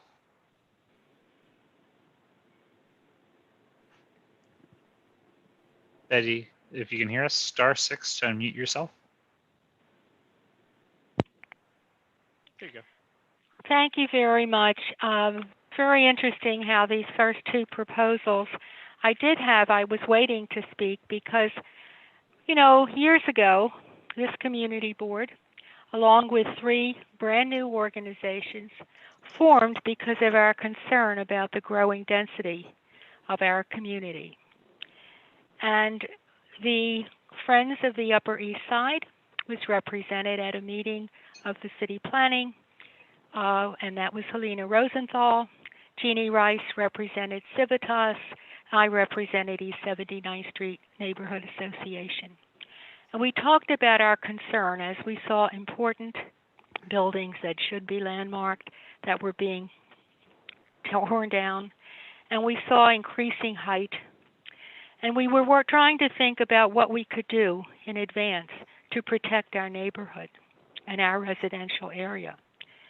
And we understood, having met with this wonderful person from city planning, I can't remember her name, about how difficult it was going to be to work to get what we needed to do for the avenues, but that we certainly should do something for the mid-blocks.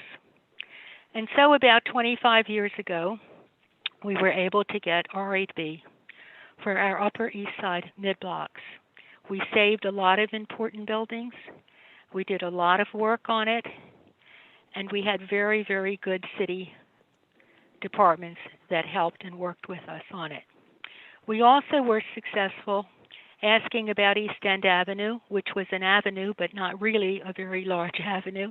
And we were even able to get the 210 height for East End Avenue.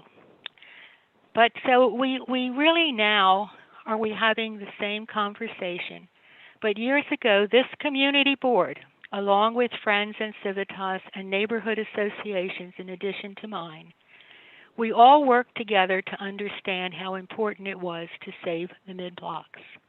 Now we are being approached into these 2 proposals with undoing that.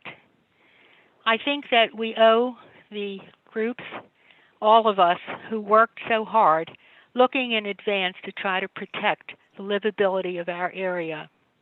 And I want to know more about our elected officials. I certainly want to hear their support for their community and for all of our organizations.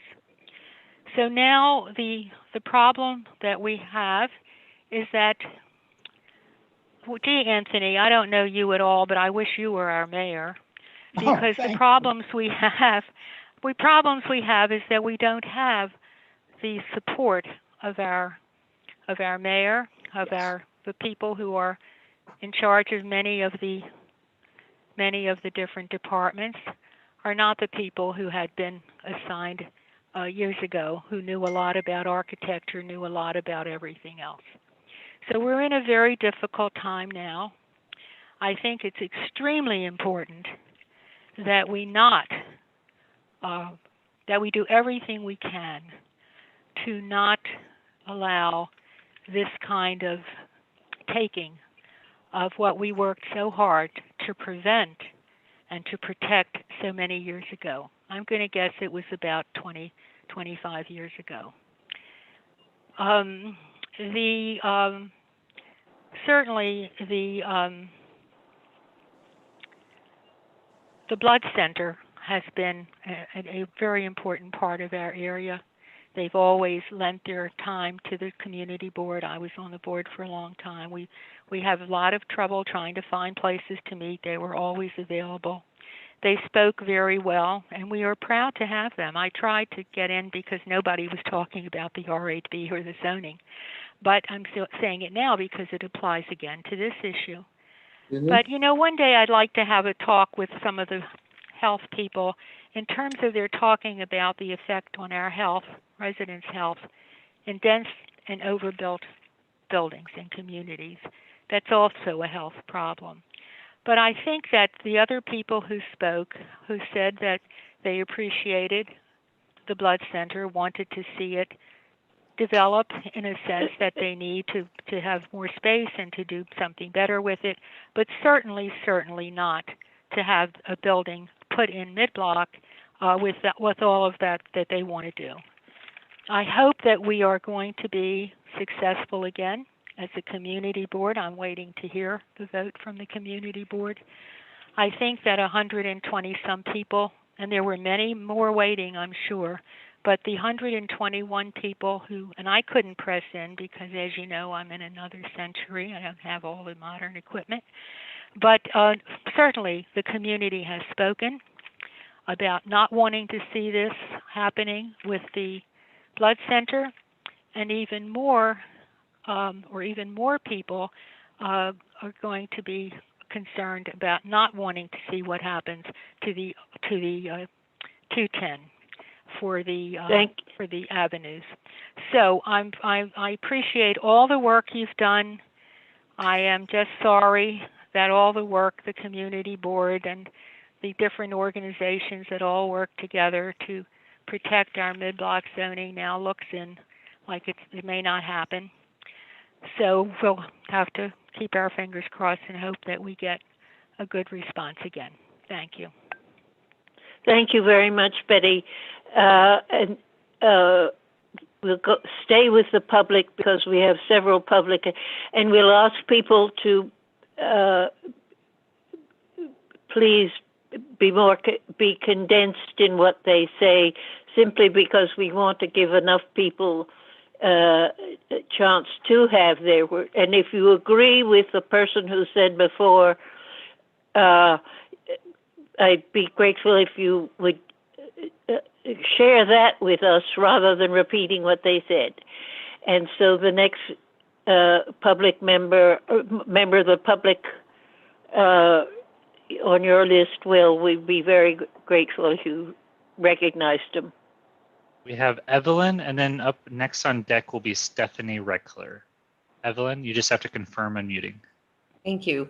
And first of all, thank you, Anthony. I think that your recap of the efforts that the community has made over the more than, I guess it's more than 18 months at this point, before this community board and before the task force. I thought that was an excellent summary of what has happened and where we stand. And I do want to point out that the architectural firm is actually the same firm for both projects. And so for good or for bad, that means that, you know, they're fully aware of how the community feels about these types of projects being imposed. This is a slightly smaller proposal for the blood center, but it, in my view, has equally horrendous impact on the immediate surroundings.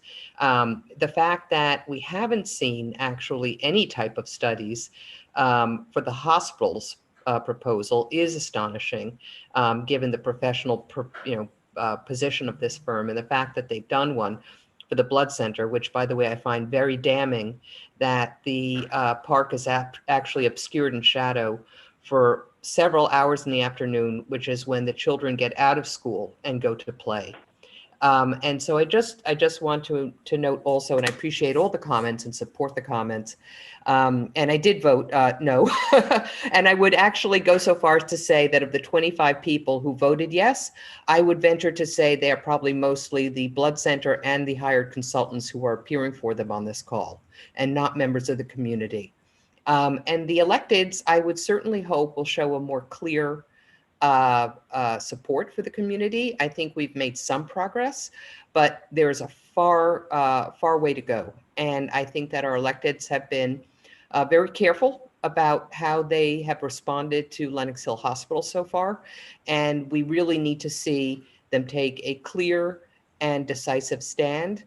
And, I feel like there is some level to whether it's the architects or the developers in the area have perhaps been emboldened to pursue these types of plans at the Lenox Hill site and in other areas like the New York Blood Center, in part because our electeds are not making our positions clear. Thank you. Thank you very much. And next is Stephanie Rickler.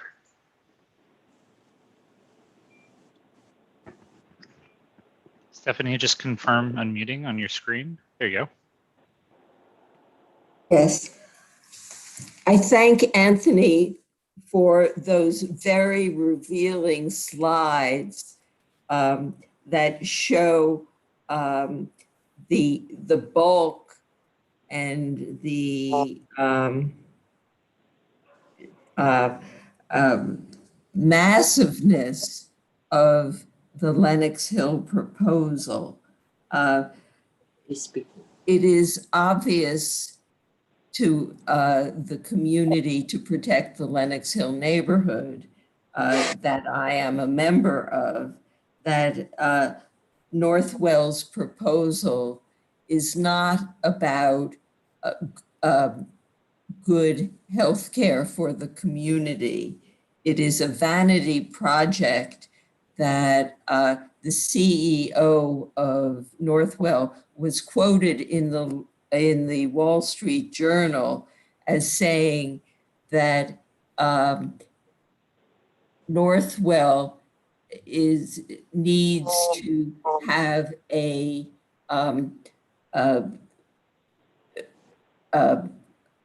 hospital on the Upper East Side that will give it credibility. He said that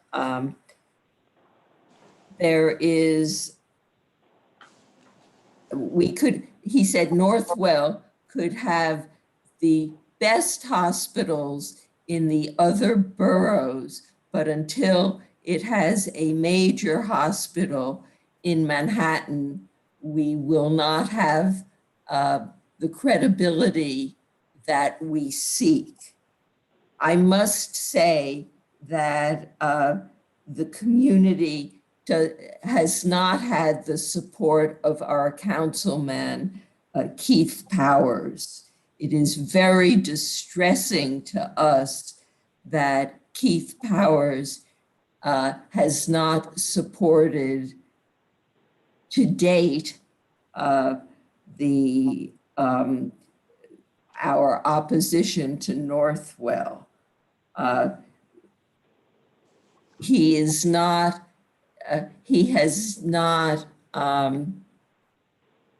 supported us, and to that extent, we intend not to support him in any further position that he seeks. We are very distressed that he has not supported us, and we intend to oppose him in any further position that he seeks in city government. If he doesn't understand that the community doesn't want this massive, doesn't want this massive. Could you wind up? Building, yes, and doesn't understand the health inequity issues that Northwell isn't addressing. Thank you. Thank you very much. Now we'll go to the board members, and also I'm afraid I'll ask you all to be a bit succinct. Thank you very much. In order. In order, we'll go through Michelle, Rita, and then Elizabeth Rose. Thank you. Thank you to the community for being here. There were almost 300 people at this meeting, so this further emphasizes the interest in these projects and the interest in our community. The overwhelming amount of them are very concerned about both of these projects, and that's why they were here tonight. Anthony, that was very helpful. Your visuals were terrific. I really appreciate them. I have one question. About the Northwell project. So we know that originally the plan called for almost, well, it was about a 45-story building on Park Avenue. And we also understand that they have retreated from that position. But what are they proposing for that very site? Do you know? Yes. Hospital. Well, yeah. Go ahead, Anthony. Okay, effectively, rather than the initial proposal tore down everything on the site, or more or less tore down everything on the block and built new hospital buildings, with the exception of a 100 by 100 foot lot at 76th and Park. Having removed that and removed that income stream from the project, Northwell is now building just a brand new tower on Lexington that is more or less 180 feet square and 436, I'm not quite sure why it's so specific, 436 feet high. And the rest of the balance of the block extending to Park Avenue will be a renovation of the largely a renovation of the existing buildings. It's unclear whether they plan on reskinning them, in addition to completely reconfiguring them within, but basically it's what's there now will more or less be what's there 6 years from when they start the project. The project went from a 10-year project, and I didn't mention this, to a 6-year project. But that 6 years does probably not include all of the renovation to the Park Avenue end of the site. That they said that would extend another 2 years. So the Park Avenue end of the site will not have a new high rise. No, it won't have a 10-story, a 20-story, a 40. It will not have a new. Okay, great, thank you. Because it was never clarified after we found out that they were receding. It never was clarified to me anyway what was going to be there. All right, let me just address the blood center project, if I may. Could you do it briefly? Sorry. Yes. It's very ambitious. We all agree it's extremely ambitious. The programmatic needs are, all of us would support that.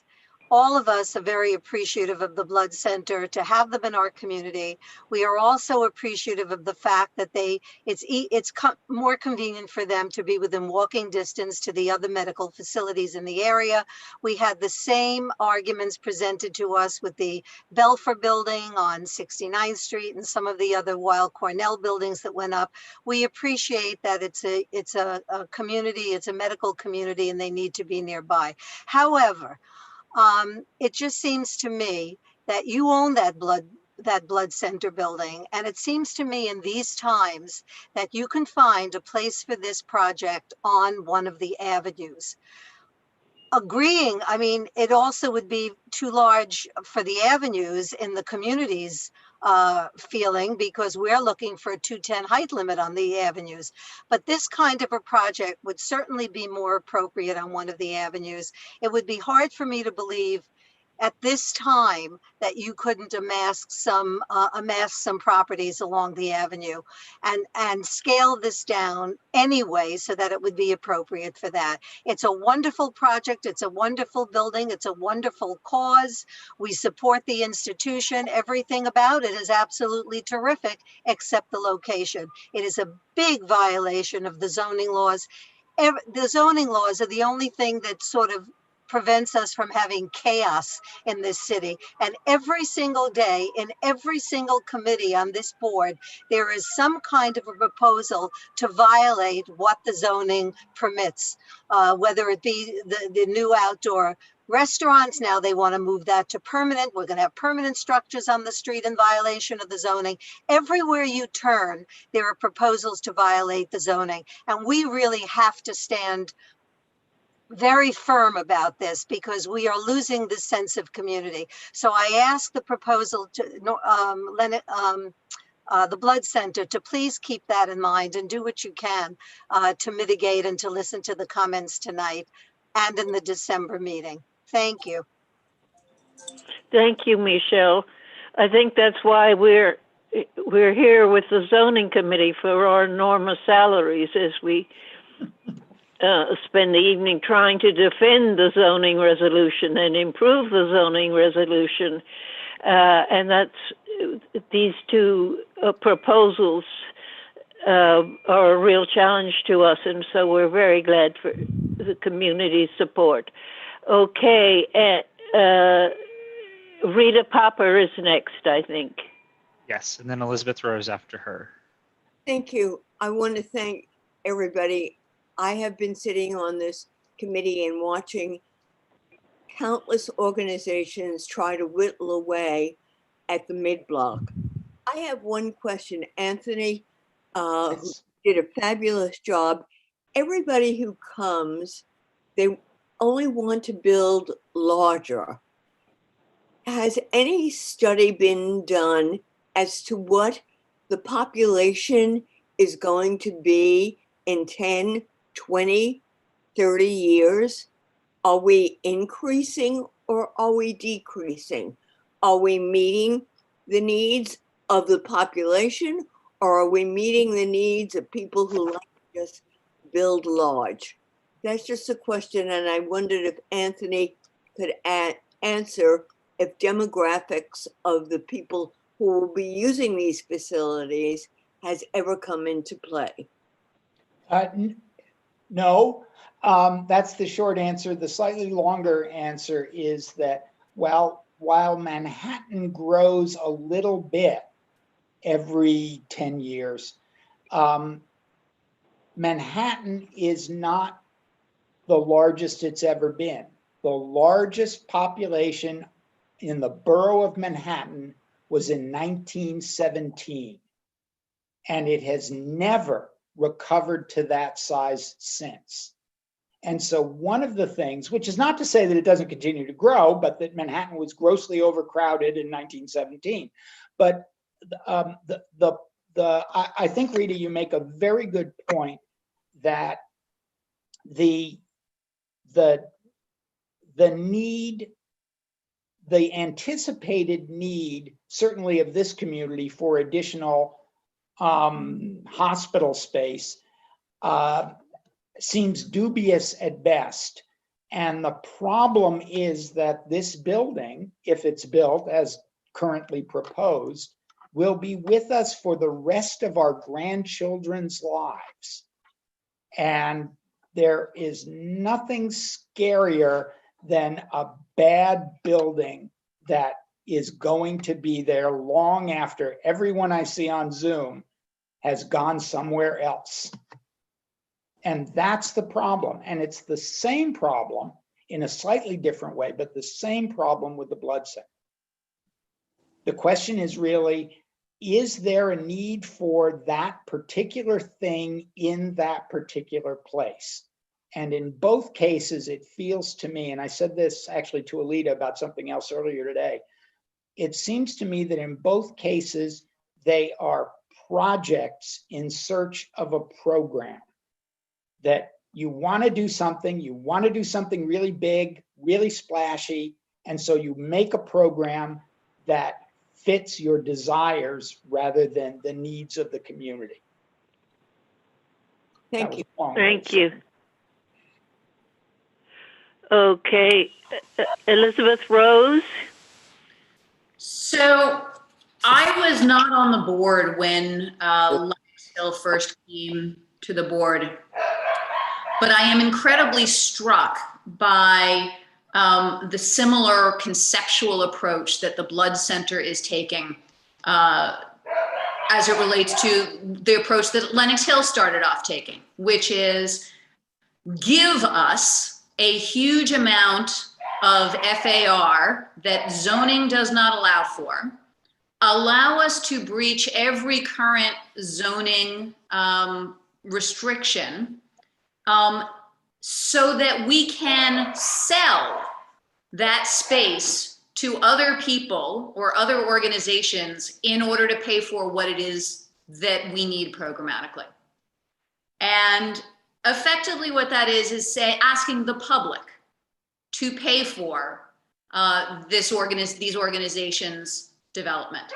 And that's what their fundraising and development teams should be for.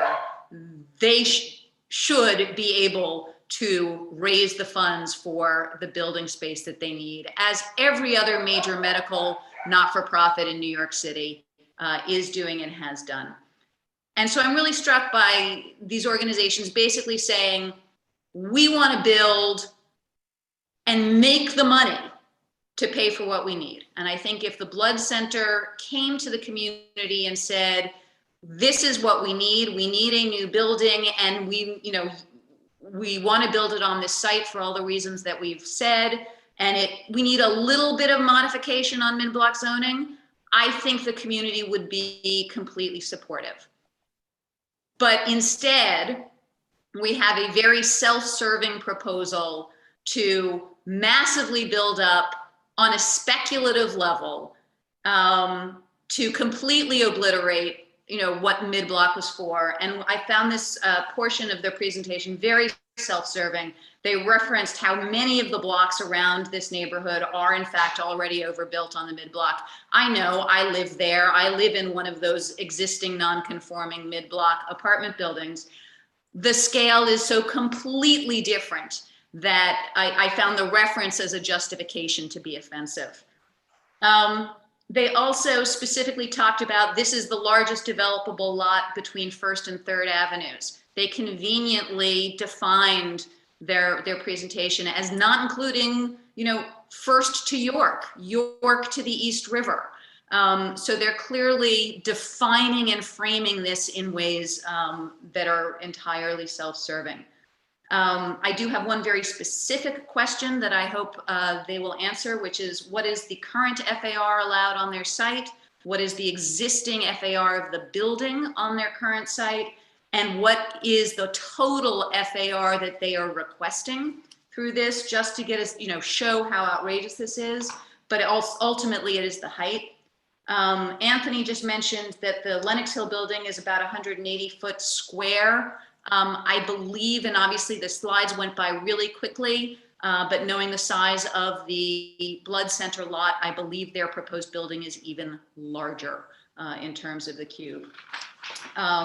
Finally, as it relates to St. Catherine's Park, there is no mitigation for lost sunlight in a children's playground after school. There is no such thing as mitigation. That is a huge loss to the community.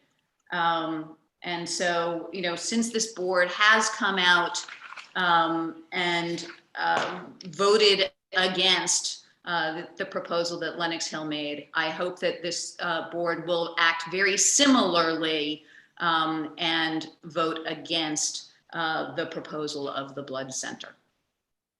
I can actually answer a couple of those very specific questions about I seem to have lost my image, but it doesn't matter, about the existing versus the proposed building.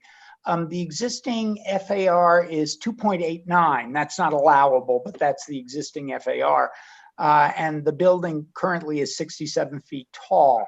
They told us it was 330 feet, 2 inches tall when all is said and done. And the proposed FAR is an FAR of 10, which is how they get to almost 500,000 zoning square feet.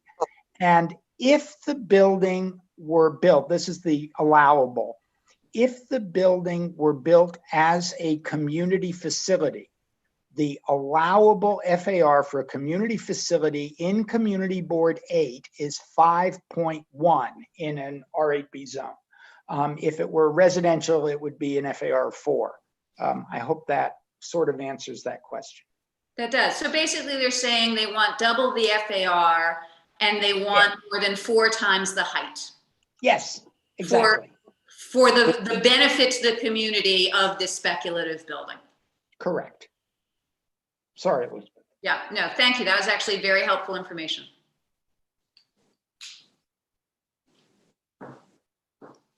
Okay, thank you very much.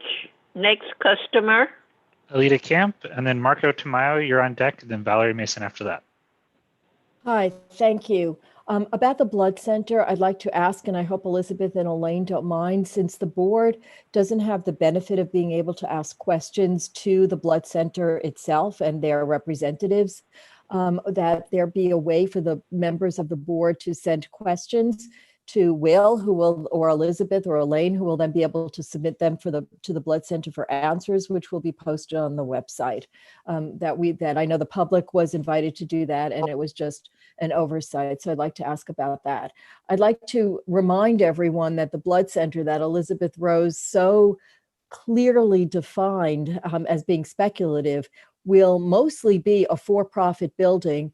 And Longfellow, the developer, has an investment fund for the public. So that to me, and I'm just speaking personally, indicates the extent to which it anticipates making profits on this. So it's asking for a dramatic neighborhood change, a laws to the park to benefit a number of people and their investments. And with respect to Lenox Hill, I'd like to say that, and if I missed this, I'm sorry, I had to step away for a few minutes, is that they added, and there is no definition of why, 70,000 square feet to their building.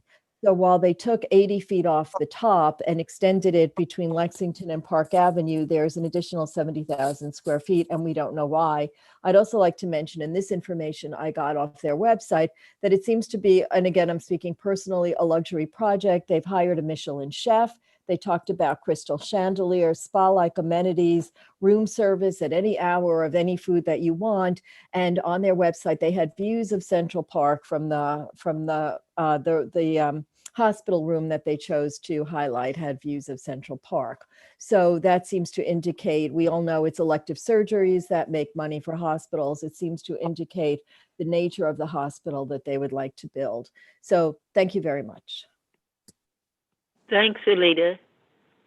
Marco. Next. Marco, unmute yourself. Can you hear me now? Yes.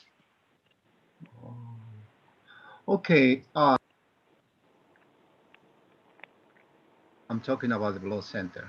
This applicant is requesting to change the mid-block contextual unique district character RAB, whose maximum building height is 75 feet, which provides light, human scale, and a sense of residential community, as it were a simple piece of paper thrown to the garbage. As well as they are requesting to waive several zoning resolutions. Removing them, our community will be a commercial district.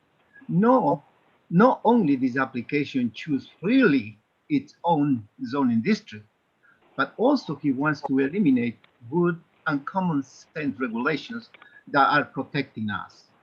Removing these zoning protections would negatively impact on the already heavy traffic. It is like in the lockdown of the pandemic period that we just lived if we had waived the control of the opioids and not to expect the emergency rooms to be extremely crowded to the point of collapse. That is exactly the same in this case, changing the zoning district from C19 to C28. Second Avenue traffic presently is already congested from 60 to 72nd Street due to the 60th Street Bridge entrance, and this applicant wants to increase 5,600 new jobs, which would attract larger number of cars that would be an eminent gridlock Therefore, it will devastate our community. This proposal has an unduly bulkiness of 334 feet high, which would cast a shadow on the adjacent properties of the contextual RAB district that would affect the school, the park, and its surrounding walk-up buildings. This proposed monstrous building would be a big lantern in the mid-block. The mass of this building would be so massive, so out of scale, so grotesque that it will be intimidated with this tasteless glass building. The applicant is proposing a robust mechanical system of 6 or 7 feet high for plenums. It is needed because this applicant indiscriminately is abusing the use of glass on the building cladding. Therefore, this building not only wouldn't be in compliance with the centerpiece of the Climate Mobilization Act, Local Law 97, but also these plans would increase unnecessarily its height. We cannot approve something that could be unlawful. Finally, the proposed community facility project has less floor area than the existing or the maximum allowed as a right of development. Therefore, this is not a community facility, but it is a commercial development which is inappropriate for our residential community. I am encouraging to all fellow community members that we must vehemently show our discontent and disapproval of it. Thank you. Valerie Mason? Yeah, hi. Anthony, that was an excellent breakdown of what's happening at Lenox Hill. I mean, I think everyone is saying the right things. These are two vanity projects. I think it was very disingenuous for the Blood Center to come forward and talk about how COVID makes this life science center all the more needed. They had this project in the works long before everyone even knew the word COVID. And to say that they have life science partners, they're hoping to rent floors in a building. And we are right now in a situation in New York City, and we can walk around everywhere and see empty storefronts, empty buildings. There are buildings all over Manhattan, large commercial office buildings closer to Grand Central Station, and all forms of transportation that we have no idea whether they're going to see their full usage ever again for the purposes they started out with. All of those facilities can be available to the Blood Center and to Lenox Hill Hospital, and they can repurpose the land they have. Right now, our community is besieged by empty lots that we have no idea whether Excel will ever build on First Avenue between 79th and 80th. I live across the street from 6 buildings that were emptied out on the corner of 72nd and 2nd Avenue. I mean, there are plenty of open spaces, as Michelle said, that we don't even know what's going to happen to them. For us to support a rezoning so that the Blood Center can let space to who knows who, because when it becomes available, who knows who will be there to take it. They're not merging with any of these so-called partners of theirs. They're just talking about a concept which can be put into any office building in the city of New York. I'm all in favor of keeping industry of all kinds in the city of New York, but there is absolutely no reason for it to be in the mid-block of 67th Street, casting shadows over the very few park areas that we have. I mean, if COVID has shown us anything, is that we need more open spaces on the Upper East Side, not shadows and making the little space that we have less desirable, especially for the children of our community. We cannot support this. The community doesn't want.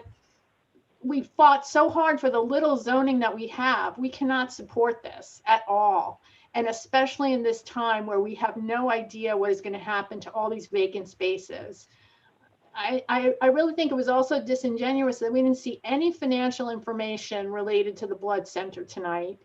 And we don't know where the money for this project is going to come from. It's not really in line with their current mission either. So I don't even see the not-for-profit use for it. If we want to have jobs for people in New York City, they can refurbish existing office space to put these biotech companies in spaces right now instead of waiting for a building to be built. Thank you. Thank you. Elizabeth, we missed a member of the public, Todd Heaton. Would you like to go to him and then keep going through the board members? And then we should move into executive session. I think we should, a member of the public who has something would please send their question to the board and board office, info@cb8m.com, is it? Yes, info@cb8m.com. I'll put it in the chat. Yeah. Todd, send me an email and we'll come back to you with an Okay, answer. next board member up. Felice Farber, then Craig Lader, then Tricia Shimamura. Thanks. Just a quick question. One of the issues raised earlier was about the capacity of the 77th Street train station. And presumably at some point people will get back to riding the train and people will be heading back to Midtown. Are there any plans to improve the entrance or capacity at that station for the Lenox Hill project? Do you guys know? Or Anthony, do you know? Yes, I think improve. I don't think that the neighbors felt it was adequate, but there are proposals to change or improve the station. Anthony, do you have any? Okay, Anthony, could you I think Valerie was waving her hand. No. No, I got it. Okay, I'm sure Valerie was. But they are currently proposing to enlarge the southbound, nothing to do with the platform, enlarge the entrance stairs at the southwest corner, which is to say the south entrance of the southbound tracks, and to install a kind of elaborate double elevator system for handicap access at that spot only, with no thought to the other three entrances, nor any thought really to anyone headed uptown to the hospital, or for that matter to 77th Street.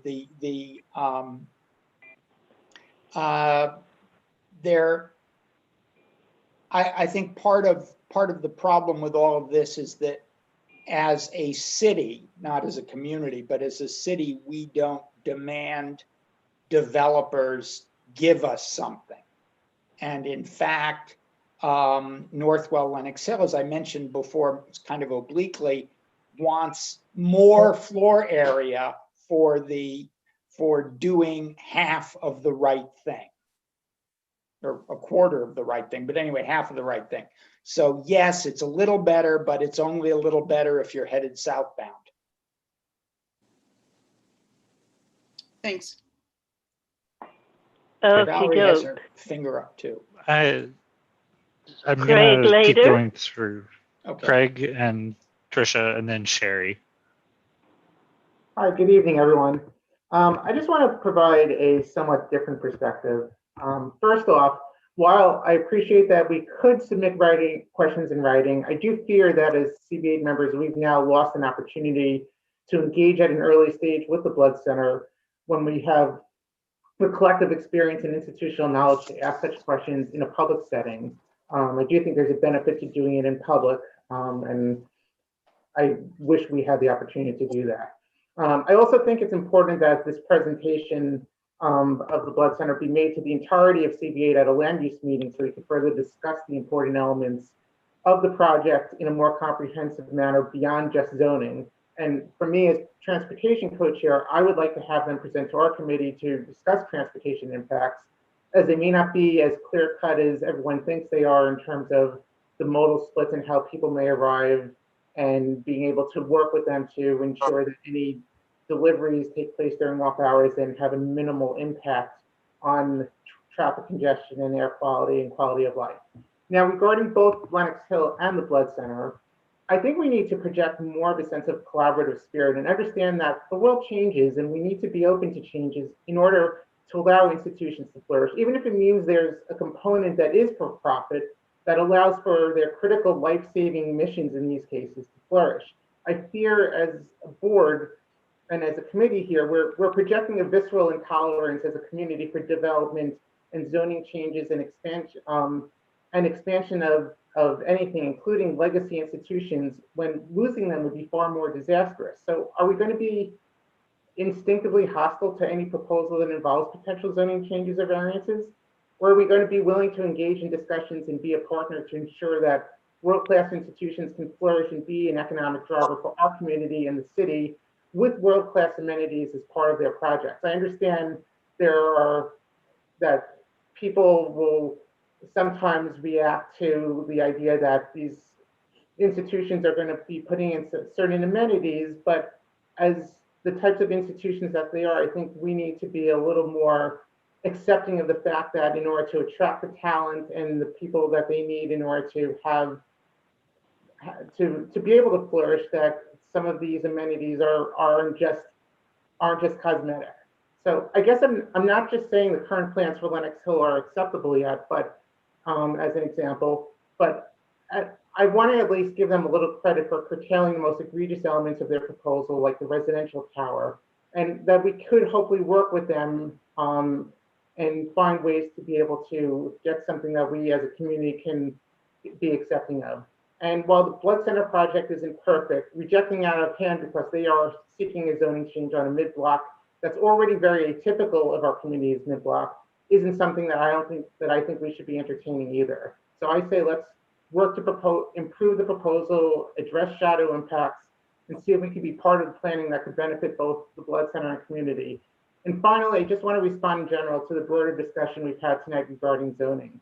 I respectfully disagree that you can separate purpose and mission from zoning. If that were the case, New York City would be a very different place, as would many blocks within Community District 8. Variances are routinely granted across New York City for projects that are arguably much less critical to the economic vitality of a city or a community. And I like to remind everyone that the zoning resolution is a living and dynamic document. It's not etched in stone and should not be used solely as a crutch for maintaining the status quo. So I guess in summary, I think we should be treating these projects differently from luxury high rises that truly have nothing to do to enhance our community. And I hope we can, as we move forward with this, try to find ways that we can accommodate these institutions in a way that is respectful of our community and that could benefit us as well and really enhance our community going forward. Thank you very much. Craig, Thank you. I'm sorry, Elizabeth, I just want to respond to Craig with specifics.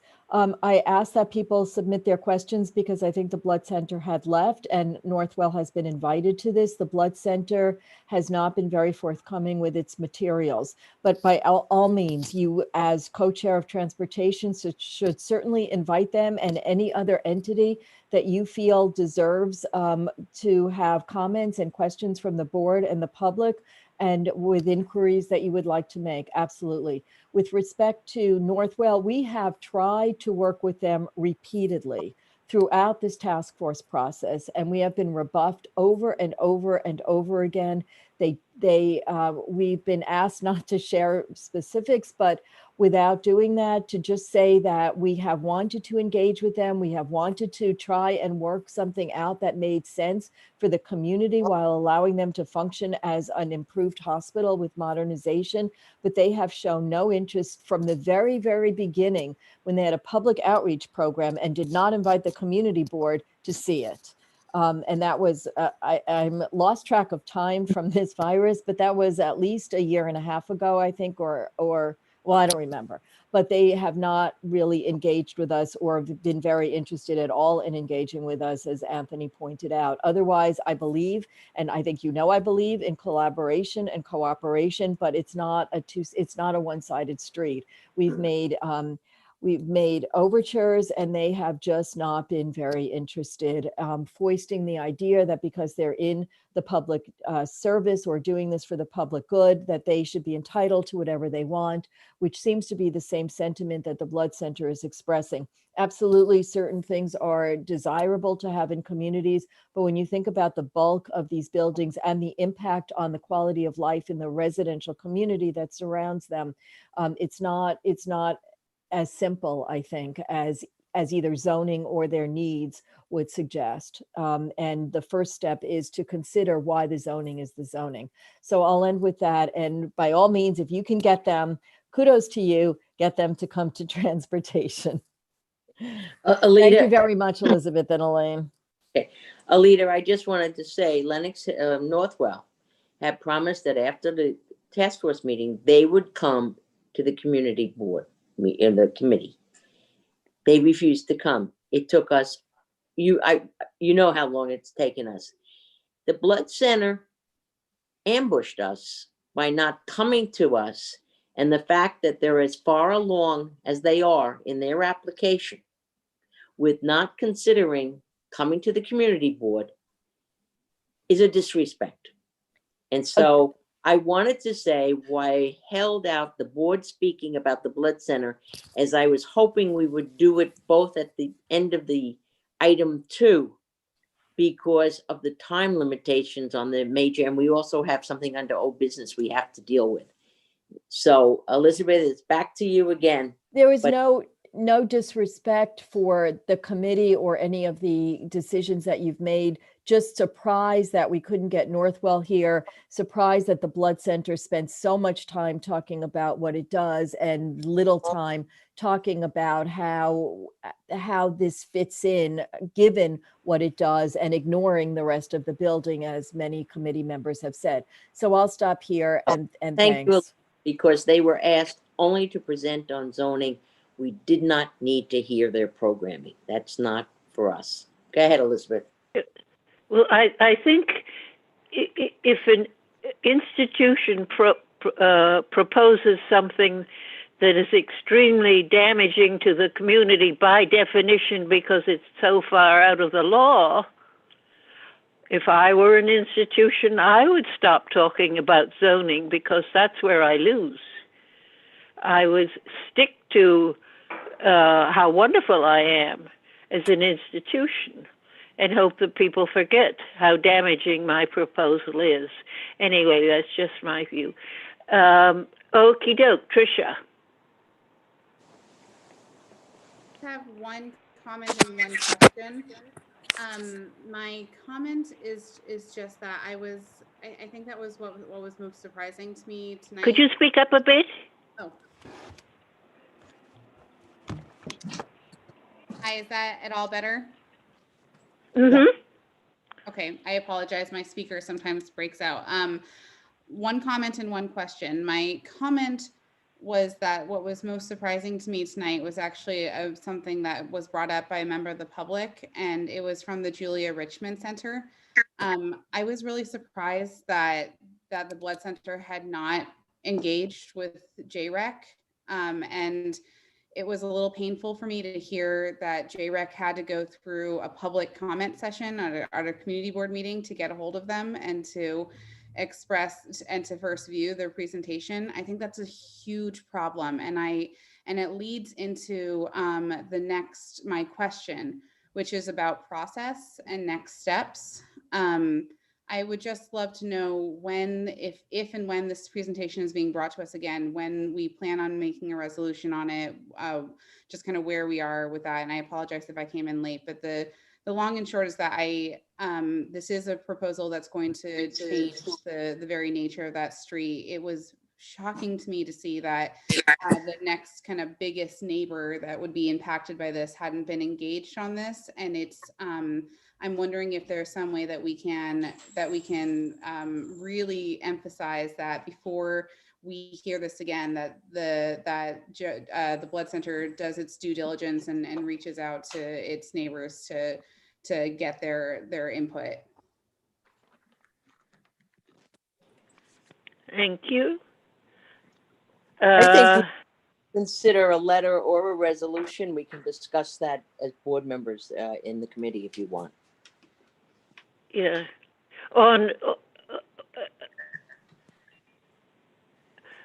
We're not in the official process of either, where we will be required to take a position. We can either write a letter or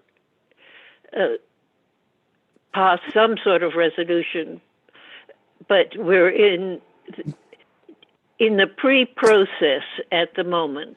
So we think I think the most effective thing that has been done this evening is that I'm sure that there's somebody from the Lenox Hill Hospital listening in on this, and we certainly the Blood Center is aware. And I think by making them aware and making our elected officials aware of the enormous community opposition, and for very good reasons, we pass zoning laws not because we want to spend our time spent passing zoning laws, because zoning is what is there to protect the livability and quality of life of neighborhoods. And I think that we're bringing that to the fore as opposed to the needs or wishes of various institutions. So we go to Sherry Weiner. Yes, hi. I want to concur with what Elizabeth said. I think in both instances, we have projects where it's the extraneous component, the hospital, the residential tower, and in this instance with the Blood Center, where their component could be the first 4 floors, and now they will be renting out the additional floors to commercial tenants.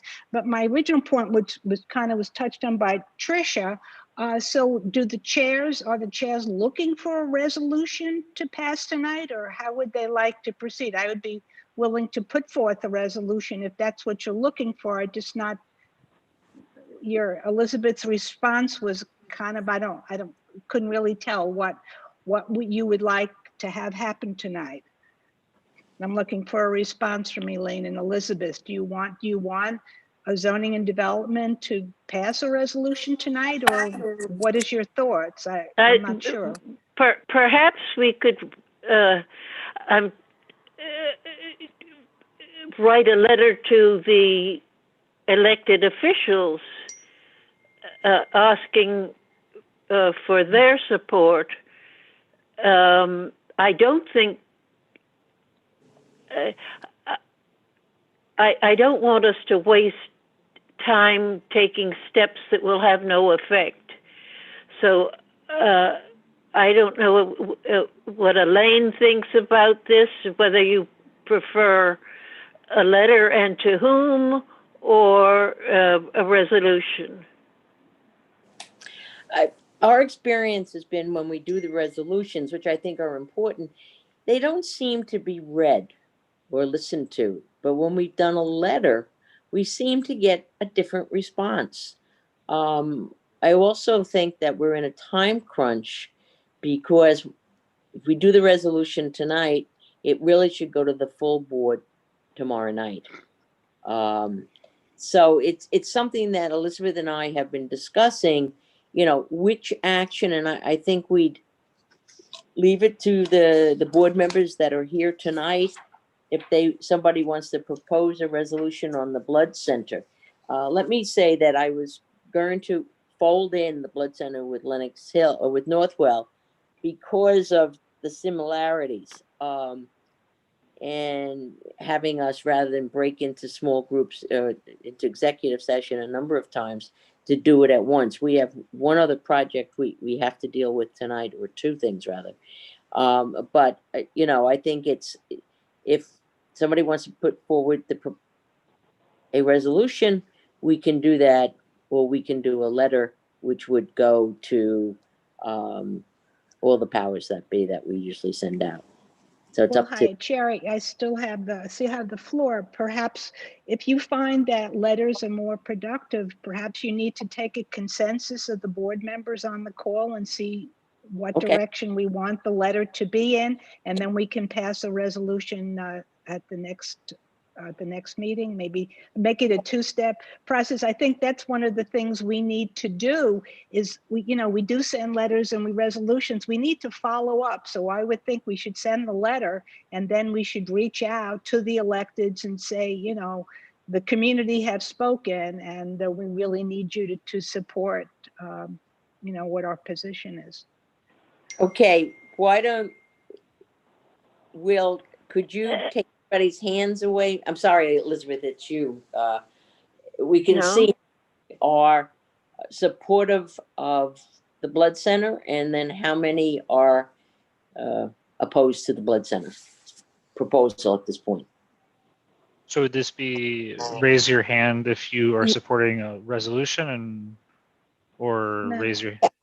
No, it's if we're going to write a letter, we need to know if we're saying we're supporting it or we're not supporting it. Right. So what if we do a yes and a no, like we did before? Everybody seemed to like that. No, you could Yes. vote yes if you yes, the letter should say we support the project, and no, say the letter should say we really have problems with the project. That would be my suggestion. All right. Well, I will just remind, we have 78 people on the call right now, and No, this is is just for only board going to be members. for board members. Yes, I know. I'm trying to get that out. So right now, I only have people from the public who have their yeses and nos. So I'm going to clear everything. Only the board members, please use your little yes and nos. I see Barry, you raised your hand again. And the yes means you want to support the blood center, and no means you don't want to support the blood center. Is that your motion? Yes. Yeah. Just so you need a consensus. You need to know what your letter is going to say. So I think we need to know how the board members feel. So your letter, so yes means you want your letter to support the blood center, yes, and no means you want the letter to oppose the blood center. Is that clear? Yes. Yes. I mean, yes. If you have your hands up, I can't see a yes or no. So I just want to tell Craig, Trisha, and Russell that, Barry as well.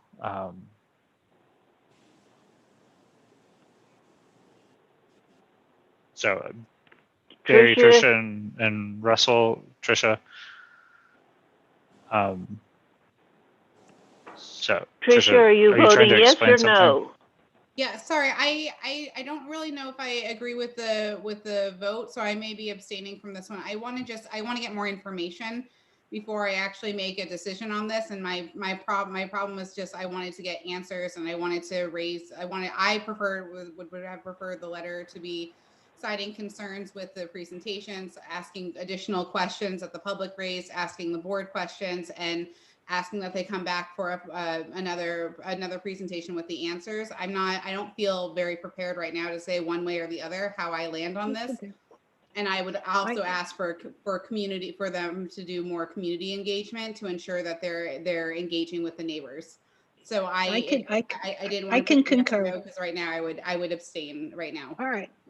Hi. If this is my proposal, I will agree with that. I think that's a good point. Let's at least alert the electeds to know that we have issues and ask some more questions. I think that's a very good suggestion. So why don't we, as me as the proposer, I concur with that. That the letter would not be a yes and no. It'll just say we do have concerns. These are our concerns, and these are our questions. I think that's a good way to go. Thank you.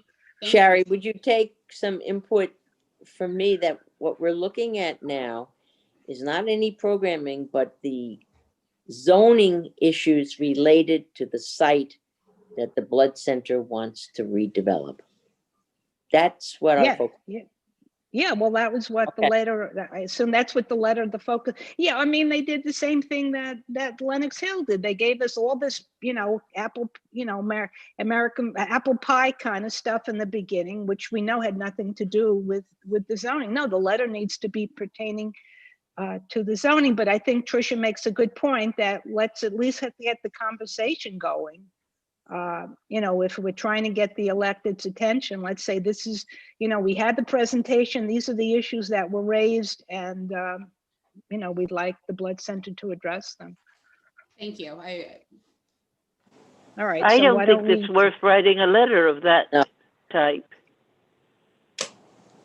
Okay. No, because they're having a scoping session December 15th. So they're much further ahead in the process than Northwell. Because after the scoping center, session, they will be responding and doing the EAS, and they're moving along.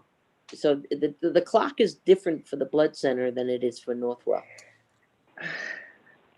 And the scoping session is for the DEIS, not for their, yeah, just for it's clear to all the board members. I know some of them are pretty new to the process. Well, majority of board members are voting in opposition, so. I don't know. It's chair. I'm trying to accommodate what the chairs think. So whatever you think. I just think that a letter saying we need more information is just saying nothing at all. We're saying we do have concerns. It's going to be, the board is saying that they are opposed to it. I think we're trying to combine a letter saying that we're opposed to the project. We're trying to be conciliatory, perhaps is the word, to get more information. I mean, Craig made some good points about it. So I think we want to keep the conversation going. I think should be our goal, but we certainly should say that we definitely have, from a zoning perspective, we definitely have issues with what's being proposed, mid-block. And I'll be happy to work with somebody on writing the letter. Elizabeth, you have several board members with their hands up. I don't know if you want to go to them or how you want to handle it. Let's. And could people please be quite brief on what they have to say? Okay. So Barry? Yes, good evening. Thank you for a very dynamic and robust discussion. I'm in favor of a letter, but does not state that the board is opposed to, because this item actually belongs in the land use committee where the full board is engaged. And I would encourage a letter to say we have concerns regarding the presentation. We'd like further input and further outreach to the community, but I would not go beyond that. Thank you. Rebecca Lamort, then Elizabeth Rose, Michelle, and then Alita. Rebecca. Hi, sorry, similar to what Tricia said, I just wanted to flag that for that vote, I wasn't comfortable making a yes or no call, that I would prefer to see the letter outline our concerns around the project, raising issues that have been brought up tonight, and like Barry said, fold it over to the land use to get more buy-in, because I don't think, personally, like I said, I'm not at a place ready to make a call yet, and I think we need to get some more input, get some more answers, and see what they come back with. Thanks. Elizabeth Rose. So tonight we had over 270 people in total. If you take away, I don't know, 20 or 30 board members who have been attending, that still means that we had about 240 members of the public here today. I think we need to be clear with the public. What are the levers that the community board has in this set of proposals. What are the actions that we are likely to take and when? So if we intend to propose resolutions, we need to let the public know that that is something that we are planning to discuss and when. If we plan to have some sort of a vote, we need to let the public know when that is going to be. Because I think, the biggest question that I have heard from members of the public over the past week leading up to this meeting have been, well, what does the community board need to hear from us? And what is it that we can do? And, they clearly showed up tonight because I at least said, if you're concerned about this, you need to attend this zoning and development committee meeting. We need to let the public know exactly what are the various steps that we can take and on what time frame so that they are informed and know when do they need to appear, what else can they do in order to see us through and ensure that we are responsive to the community. Okay. Michelle? Yeah. After this very full presentation, and with respect to the attendance that was here tonight, as Elizabeth Rose said, I think we have to come up with something stronger than a letter that says, can you give us more information? We got the information.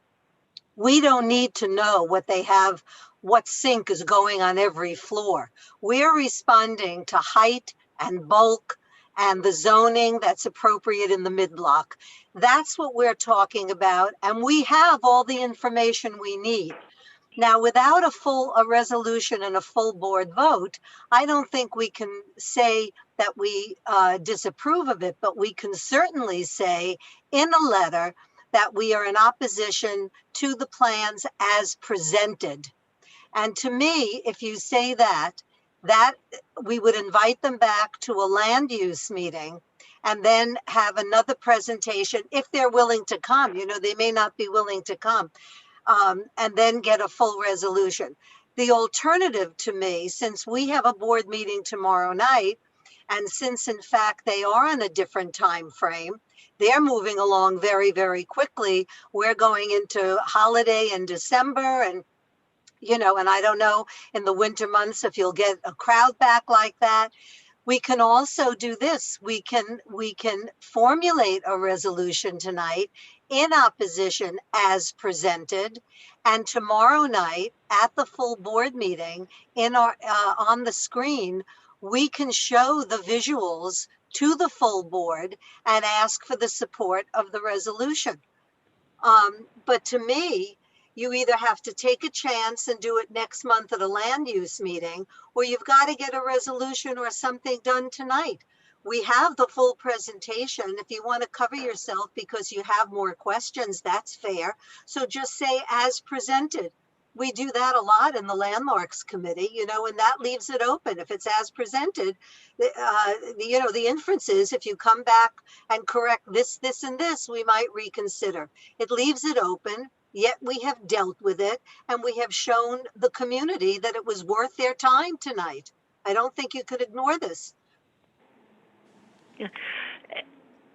And one other thing, as they go through ULURP, we will be obliged to pass resolutions, yes or no. So that is in the future. However we go tonight, the future, we're not voting on their official proposal because it's not at this stage their official Uniform Land Use Review Process, ULURP, presentation. This was an informational presentation. So the future will require yes or no resolutions. So we're not locking ourselves out of that because it's required. Alida? Thank you. I just want to say, I think we could do a letter that would be strong enough along the lines that were suggested by, I think, Elizabeth Rose, if I'm not losing track. I've heard a number of board members express concern about voting on something, and I don't want the board to be in a position where we don't have, if waiting and getting a full presentation and answers to all of our questions will enable the majority or even the vast majority of the board to oppose it, it will be stronger. Or if they ultimately approve it, it will be stronger than having a resolution now or a vote now where people don't feel equipped to be able to vote on it, and it doesn't look as though we strongly oppose it. We certainly should mention the number of people from the public who have come and opposed it, and how many were in favor of it, even if they are members of the Blood Center. The numbers alone are a strong indication of where the public stands on it. Mention list the questions that the public submits, list the questions that the board submits, and say that we are unhappy that they haven't provided more information and haven't appeared till now, and that we expect them to show up with a full presentation and a full opportunity to stay as long as necessary to answer all of the questions. That's what I would suggest. And I think it could be worded in a way that the board's not taking a position, but our concerns are clear. And I'm happy to write that if that's acceptable to Elizabeth and I. Thank you.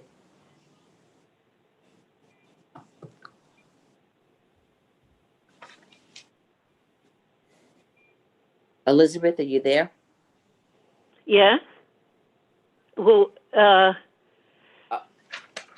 Are there any people on the board who've not spoken? who want to comment? on Craig, to- do you want, then Russell Squire? And then Susan. Who's Susan? Where's Craig? I'm right here. I was quickly just going to say, I want to reiterate that scoping is a formal part of the environmental review process that takes place relatively early in the process. And yes, we should definitely all be involved in that process and make sure that all of our concerns are noted so that they can incorporate that into the environmental review. And then I want to just say, I think it's entirely premature for us to say we're opposed at this early stage and to take a vote. I think expressing the concerns of the board at this point are entirely appropriate, but to say we're opposed would be putting the cart before the horse, especially since we didn't have a chance to actually engage directly in discussions with the Blood Center representatives. Thank you. Okay. Russell? Thanks. Yep. Okay. So, what I hope will come out of this is that the Blood Center would come back to us having addressed the concerns that the community and the board members have raised. So I think that would be the ideal situation, and maybe they will and maybe they won't. But I think the priority in terms of the letter and kind of what we're doing now should be to try and get them essentially to engage with us in a constructive way that actually addresses the various things that folks have said. So I would hope that the letter emphasizes that portion of it. I think others have adequately expressed why it would be premature to actually take a position on it. But I think basically we should indicate to them in the letter, as folks are saying, that obviously there are very, widespread concerns. And what we want from them is information, but also really some kind of a constructive response to what's been raised and what the concerns are, and hopefully something that that addresses those concerns. So that's what I think should be the kind of priority in terms of what we provide to them. Thank you. Tricia? Sorry, I meant to lower my hand. I'm in complete agreement with the letter. Thank you with what Alita was saying too. Thank you. You have Barry and Rita Popper. Rita? Oh, Rita? Isn't the purpose of this that we don't like, not that we don't like, but that we are questioning the usage of R8B, the zoning for R8B, for how they plan to use it? So that's what we want to have explained as to why they need this, and that we question if they really need it. Am I wrong? Or I mean, the whole thing is zoning. And if they came to us with a 7-story building, we probably wouldn't have said anything. It's just my 2 cents. Thank you. Yeah. So you have Barry and Michelle who have their hands up. I agree with Tricia and Craig. Let's do the letter. Let's get it out. Thank you. Okay, Michelle?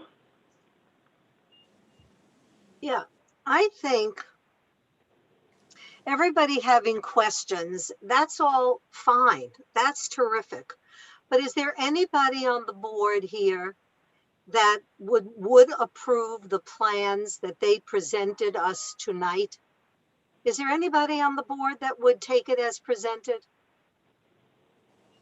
Because if there isn't, I see nothing wrong with a resolution. You could do a resolution and a letter, if, with a resolution that says, and for all the reasons everybody stated, which is primarily the zoning. And also we appreciate their programmatic needs. We're very happy that they're members of the community, all of that. But as presented, we oppose, the plans that they presented us tonight. And then go forward. There's nobody here that would approve the plans that they showed us tonight. That's all we can vote on. You can't vote on something that what might be, will be. You have to vote on what's before you. And this is what they gave us. What came before us tonight were those plans. We should attach, or we should put the plans in the palette so people could see it and just make a statement. We can put in that we need further questions, we need this, we need that, whatever you want to put in the whereases. But the final is, be it therefore resolved, we oppose your plans as presented. And I don't think, is there anybody here who disagrees with that? Why are you welcoming a back and forth of questions that will have nothing to do with the zoning? What questions? I have a million questions about the project, but my questions are not going to address the fact that this is like a 30-story building on a side street. So we're not addressing anything like that. So while you may be curious and get all your questions answered, the basic presentation that came before us tonight, unless somebody here is willing to support it, then we can honestly, if not, then we can honestly and safely say, and accurately say, and strongly say, we oppose the plans as presented. And that's what I think ought to come out of this. I don't know why we're looking for some genteel, wishy-washy way to say this. You have plenty of time to be conciliatory. Believe me. This is going to come back to us many times. There's going to be a lot of discussion. And considering the community came out tonight, frankly, I think we owe that to them. They made their voices heard. And now why are we reluctant to express those voices? There's nobody on this meeting tonight that is in opposition, that is for the plans as presented. So let's just have a resolution saying we're against them as presented. That would be my proposal.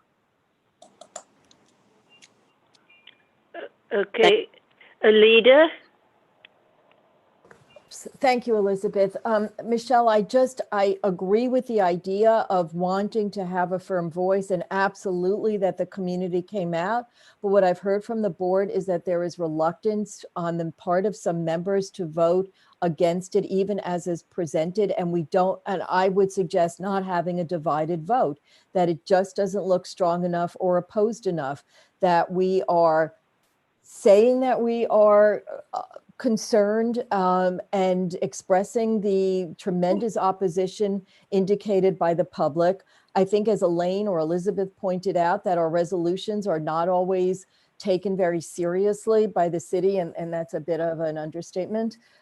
So since we have people in support, since it seems that everyone is in support of the letter, I think it would be more effective than having a split vote on a resolution. And enough people have said that they are concerned about a resolution at this point, that they don't know enough. And even if there is a failure to comply with the zoning rules as written right now. There are people who have expressed other points of view. Having a divided vote, I think, would be not a good thing at this point. So that's my own 2 cents. But I, of course, will go along with what the community board believes and wants to do. Well, if a letter is to be worthwhile, I think instead of asking anything from the elected officials, I think it could provide them with the information of the enormous opposition that was expressed to us tonight from the public, because that's just in telling them a fact. And perhaps making them aware that there are grave concerns. And I know that's wishy-washy, but we seem to have to be wishy-washy with this at the moment. So, and we will have to be forceful in the future. So that's, we're not cutting ourselves out of anything. But I think asking them to provide more information and so on is just too wet to go up. I think if you just provide them with the information that there's an enormous community opposition, and I think one can say that even if we all disagreed with it, we could say that the community is very strongly opposed to the both of these, and say that has caused grave concern. And it doesn't say we're concerned about what, but I think that's about as strong as we can get from what I can tell, without moving into something that is just too wishy-washy. I agree, and then I'll stop. But I would also add to the letter that the Blood Center has not engaged with the community to this point, and indicate that we have not had an opportunity to discuss concerns or hear from them in a fuller manner, and be strong in language about that. I'm done, and thank you for listening. I'm done for now, and thank you for listening. But I agree with everything that you've said, Elizabeth. Hey, Elizabeth, why don't we ask for a straw vote and see how many people, given the information presented around the zoning, support the project or don't support the project? Does that sound okay, Elizabeth? I didn't catch. I couldn't hear it. Oh, I'm sorry. What I was saying is, why don't we do a straw vote on what has been presented regarding the zoning, and see how many people support the project with the change in zoning and how many do not support, to get a sense. Not to use this, but simply as an informational vote. Yes. Okay. Will, can you do that, please? Yeah, I just cleared everyone's hands. I think, how about this? Okay. If you are, we'll do it sort of like what we do at full board.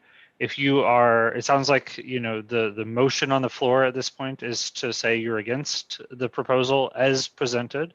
And if you would like to vote no, abstain, or not vote for cause on that sort of straw poll, not a full motion, raise your hand and clarify your vote, and we'll go from there. And then I'll read the names of the folks so that it's in the public record. So this is if you're not voting for cause, abstaining, or voting no on being in opposition to this as presented, is that exactly as you would like it to be stated, Elaine? The latter part, the last part where you talked about, you put abstain, not voting for cause, and then I thought you said or opposed. Or voting no, which then would be a yes. It's the old no is a yes. Well, I think since we're just voting on opinions, it's yes, no, and I have no opinion because we're not going to take any action on the vote. It's just to find out where we stand. Is that right, Elaine? Is that what you're... At this point, given the discussion, that's the best I can come up with, yes. Okay. So you guys have heard it. I see 5 hands that are up. I'm just going to run through them really quickly. Barry Schneider, then Craig, then Rebecca, then Trisha, then Felice. Barry. Abstain. Thank you. Craig. Abstain, and I don't think we should be doing this given that we moved on from the original agenda item. This is inappropriate to be doing any type of straw vote or otherwise at this point, in my opinion. Thank you. Rebecca Lamort. Abstain. Thank you. Trisha Shimamura. Abstain until more information. Thank you. Felice Farber. I agree with Craig, and I abstain. Thank you. And Elaine, you have your hand up.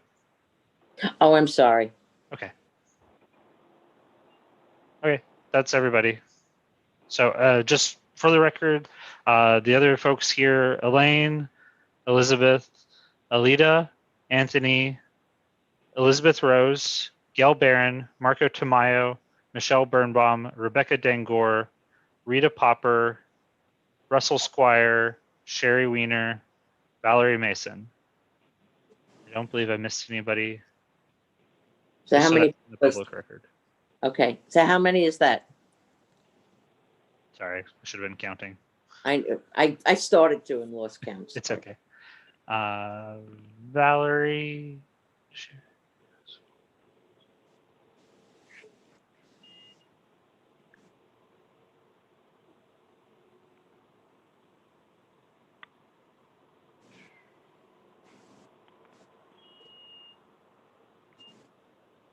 I have that as 12.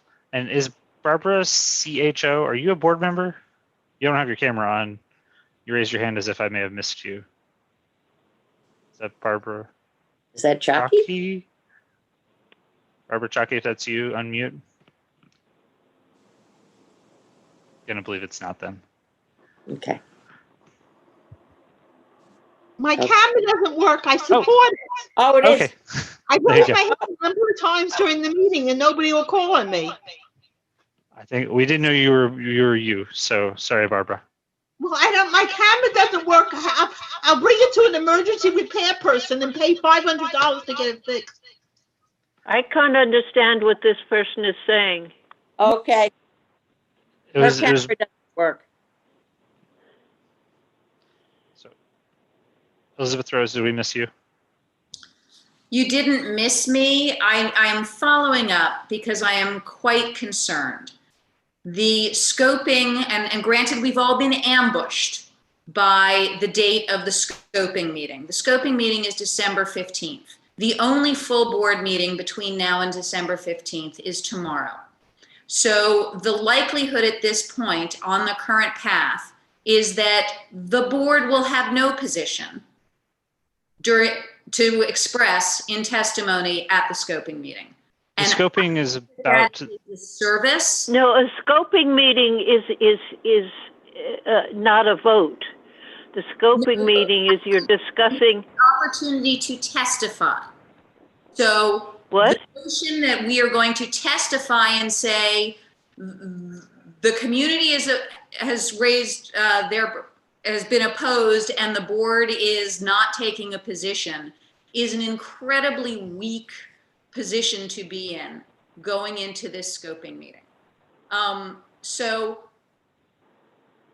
just thinking about this, working backwards and just working the timing backwards from the scoping meeting and recognizing that we have all been blindsided by it. I would like to propose a resolution that we vote on a resolution tonight to oppose the requested changes in zoning as proposed. Can I clarify that the scoping meeting is a comment period about the draft environmental assessment? It is not about the ULURP application. I want that to be clear for anybody who doesn't know that. Yeah. We will not be Will said, we will not be taking a position. We're saying you aren't considering this as much. You should look into that.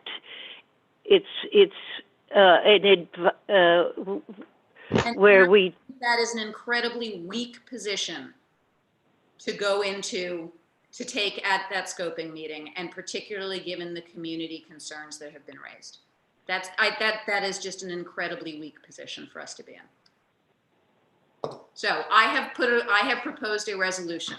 Could you repeat it? That the Zoning and Development Committee opposes the requested changes in zoning to allow a 334-foot tower with 10 FAR on the current site of the New York Blood Center. Second. As well as the other requested changes, such as waiving of height and setback, the setback requirements.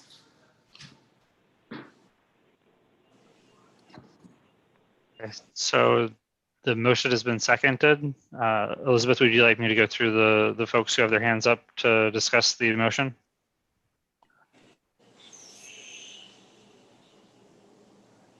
Elizabeth, is that what you'd like to do?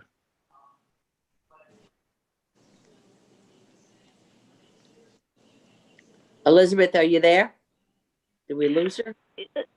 I'm having trouble hearing from this meeting at the moment, so I don't know what we're doing.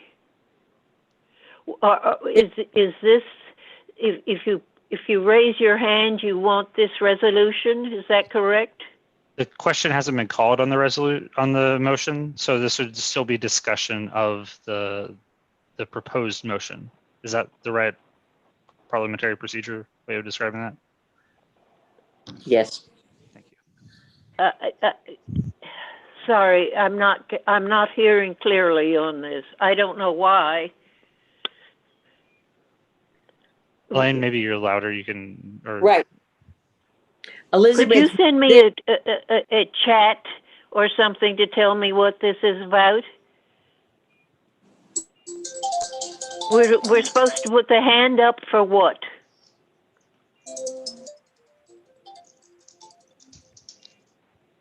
It's a discussion of the motion on the floor.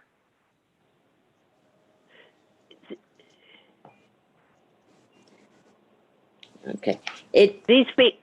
There's not.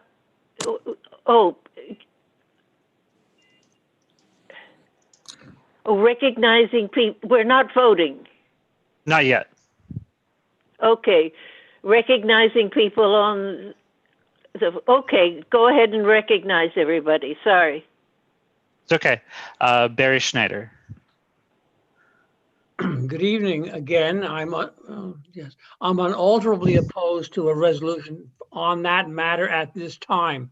The proper place for the resolution is in the Land Use Committee after the item has been certified by the City Department of Planning.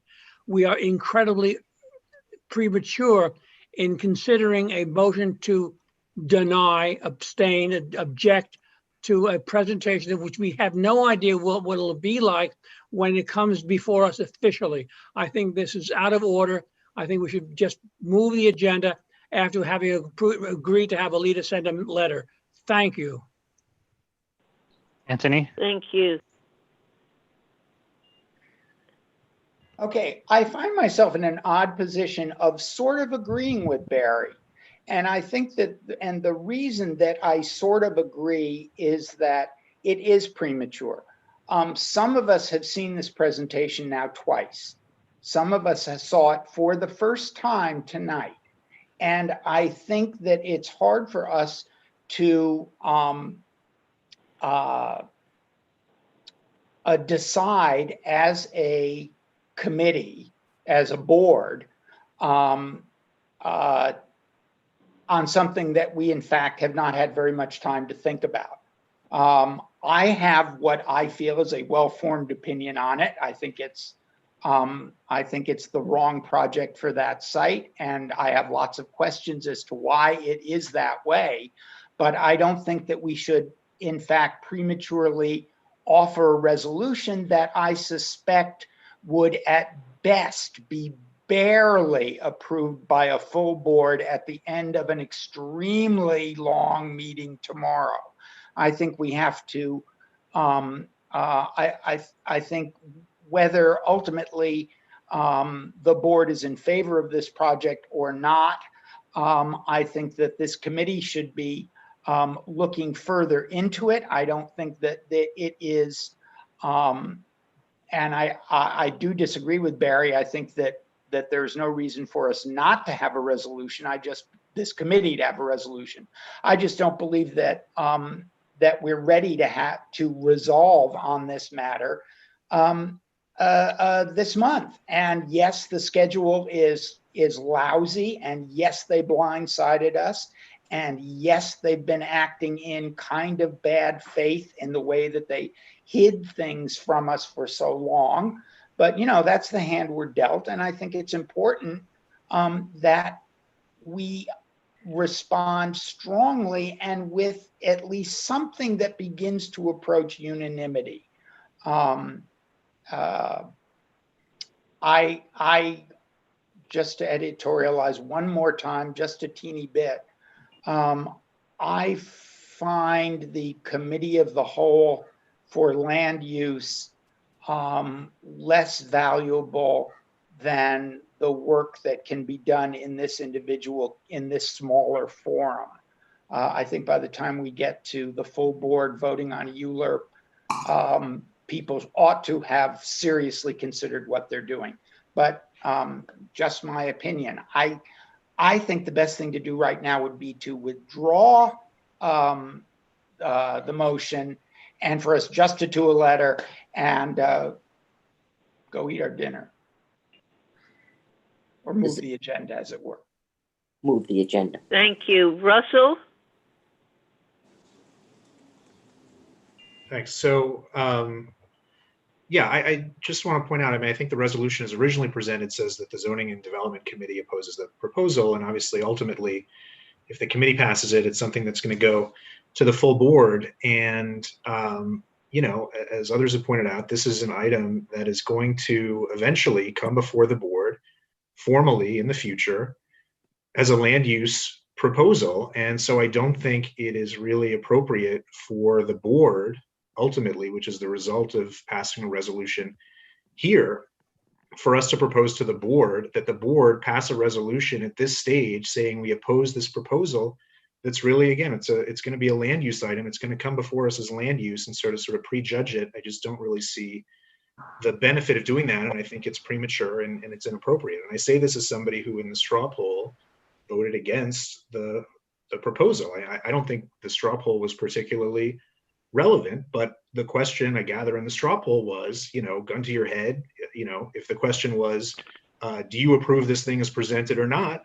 My answer to that is no. But I think that's different from saying we should have a resolution formally saying that the board is going to take a position on this before it even really formally comes before us as a land use application. So that's my concern with it. I think if we just send a letter that says it's indisputable, there are enormous concerns, or there's widespread concern from the community, and we really want to hear more from the applicant to say, what they're basically, to provide the additional information that we're looking for, and also, again, hopefully, to address the concerns. I think that really is, for me, that's the priority. Is let's hear them address the concerns that have been raised by the community at this meeting.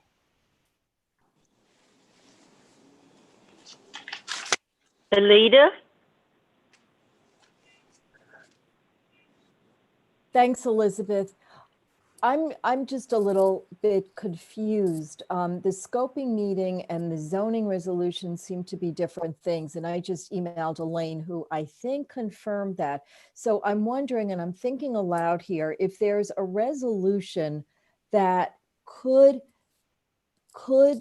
say And I'm mindful of what Anthony is saying about the work being done in the committee, yet also agreeing with Barry that it's premature at this point. And we don't, again, I don't think a split vote would really help. But maybe there's a kind of a resolution saying something like, we've been blindsided and the Blood Center has not presented any information sufficiently to the community board.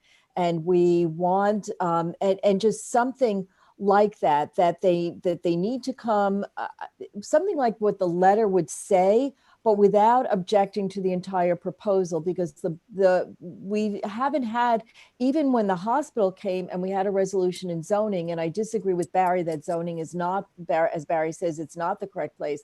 I think we could have a resolution here, but we didn't have enough opportunity. We didn't have them answer the questions from the public. We didn't have them answer the questions from the board. And there are people who have very thoughtful responses who are willing to abstain rather than vote in favor of a resolution opposing it. And that doesn't put the board in a great position. But maybe there is some language that we could use in a resolution that is more, I don't know if it would be more emphatic than a letter. And again, I'm just thinking aloud. So thank you everyone for bearing with me.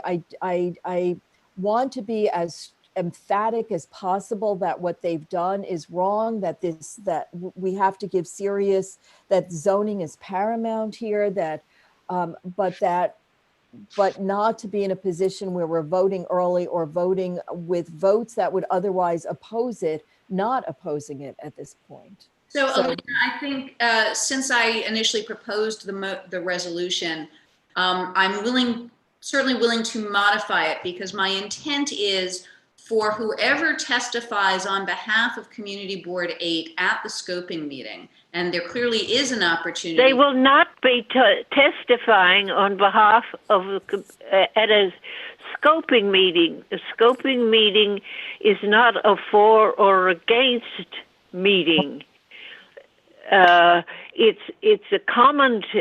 It's when one talks about what should be addressed and why in an environmental impact statement. So I'm looking for you won't be going in there saying we think this is a terrible idea. You're going in there saying you should consider the effect on this. You should consider the effect on that. And then at that stage, if people want to, we could have some emergency meeting before. Look at the positive deck and see what we want to add to, subtract from, and so on. But I don't think that this is not a yes or no. That's not a place for a yes or no on the proposal. It's on the what should be addressed in the environmental impact statement. Mm-hmm.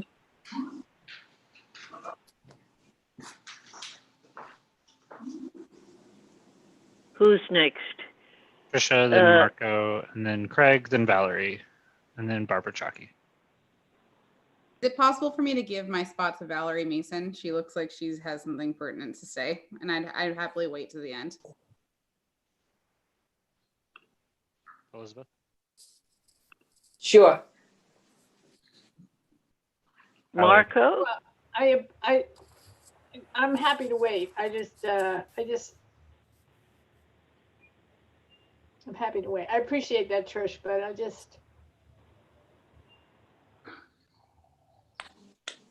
Okay, then I'm just gonna say quickly to Elizabeth Rose's resolution. I just feel very stuck here because in deep down I have some serious issues with this presentation, and I very much feel that at the end of the day, if I was forced to against my gut says no to this, but the problem is the process here. And the truth is that this is the first time that I got to see this presentation tonight, and I didn't get a chance to ask questions. I didn't get a chance to hear the questions that the public were asked to be answered. And the process to go through and push through with a resolution of a yes, no, when, as Elizabeth Ashby said, what it ultimately isn't a yes, no situation, just forces me to abstain when I really don't want to. So I would just ask that for me, I'm struggling here because I want to be supportive of a no, but I can't because of the process, and I can't because it hasn't given me enough time to hear the answers. And I would go back to what Anthony and Alita and others have said about raising the questions, having an opportunity to get to get responses from it, so that I can be on the side that I want to be on, but I can't right now, which is why if there's going to be a forced resolution of whether or not this committee opposes this, I'm going to have to abstain, which just makes me feel awful because I don't want to be on that side, but that's where I'm at right now.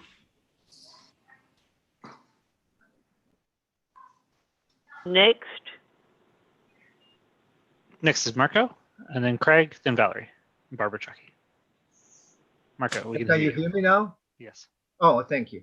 I think I agree with Shari letter, because I think the only thing that I can see at this time is, first, I review very careful the application and the city planning. I was in 2 presentations of this project, and I hear the comments of the community, and the community hearing that they saw for the first time, they have an excellent opinion about the project, because the applicant usually they hide some information purposely, but the community right away they understand what's going on. So the letter should be saying that we have serious concern about the rezoning of Second Avenue. And we also have concern of the amendments of the section 7448, 32,421, 33,122, 33,283, 33,432, 32,645, 32,655. And also we need a clarification what kind of affordable housing they are talking about. And finally, explain more about they are looking for capital funds for industrial agent with tax benefits. So I think this is the points that we have to address directly to them. But this is what they're talking about tonight. All these issues, we want to let them know that they are not clear in that direction. However, at the end of the day, what the community expressed themselves today, I think they clearly address all these points. And I'm with the letter, because I think if we take a vote for a resolution, I think it's a little bit premature in that direction. But a letter, I think at least we have a position. They will understand where we're coming from and what we expect at the time when the ULR process starts. Thank you. Next would be Craig later, then Valerie Mason.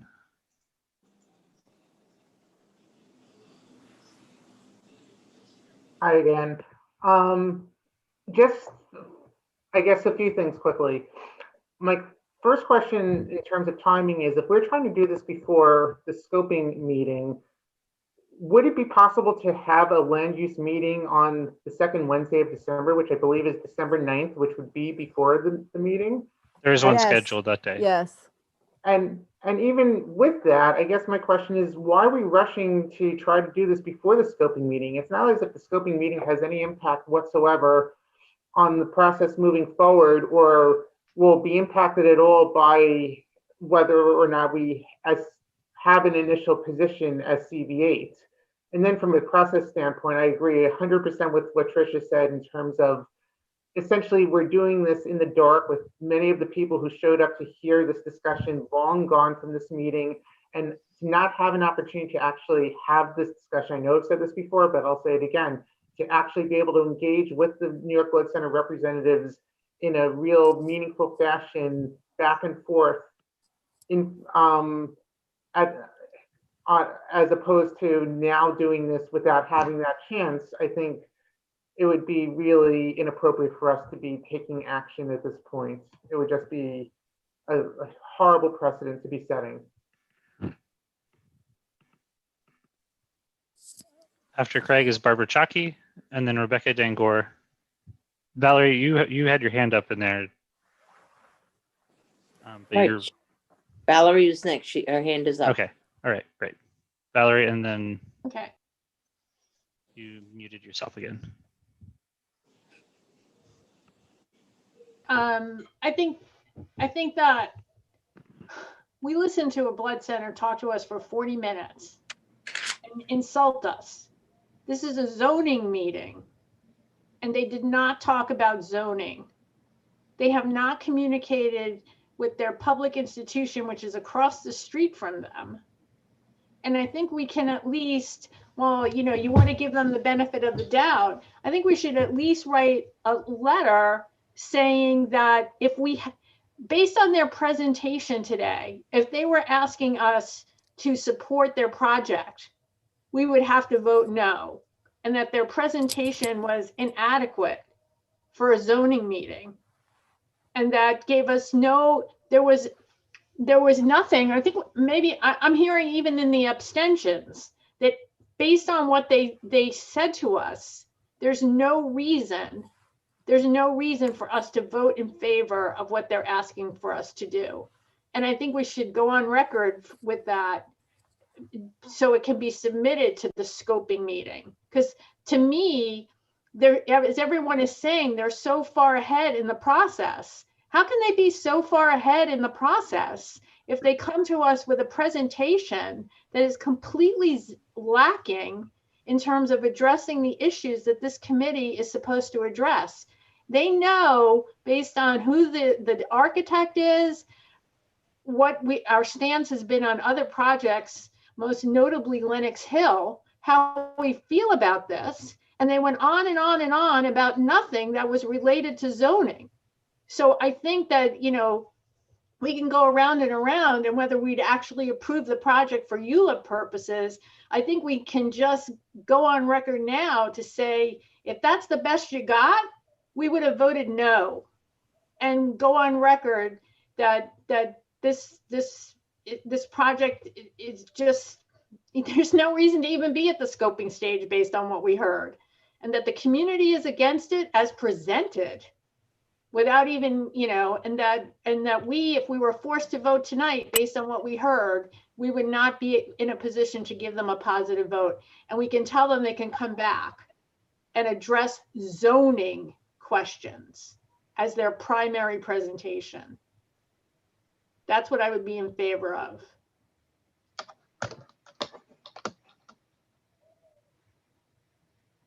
Valerie, they were told only to present on zoning. And I let it go on too long because I kept waiting. But they knew what we wanted tonight. We're not the health committee. Barbara Chalky, then Rebecca Dangor. Yeah. I'm gonna be brief. I'm gonna be brief because it's late and we have another item. I support the resolution. I think we should take every opportunity we can to say how outrageous that proposal was because of the zoning. We're only talking about zoning. I think the resolution was very simple, and we should take every opportunity we can to talk about how outrageous the zoning is. And the other issue is, this doesn't belong in land use. It's a zoning item, and then it should go to a full board. I don't know why we're talking about land use, but I think we should. The resolution is very simple. We found the zoning outrageous.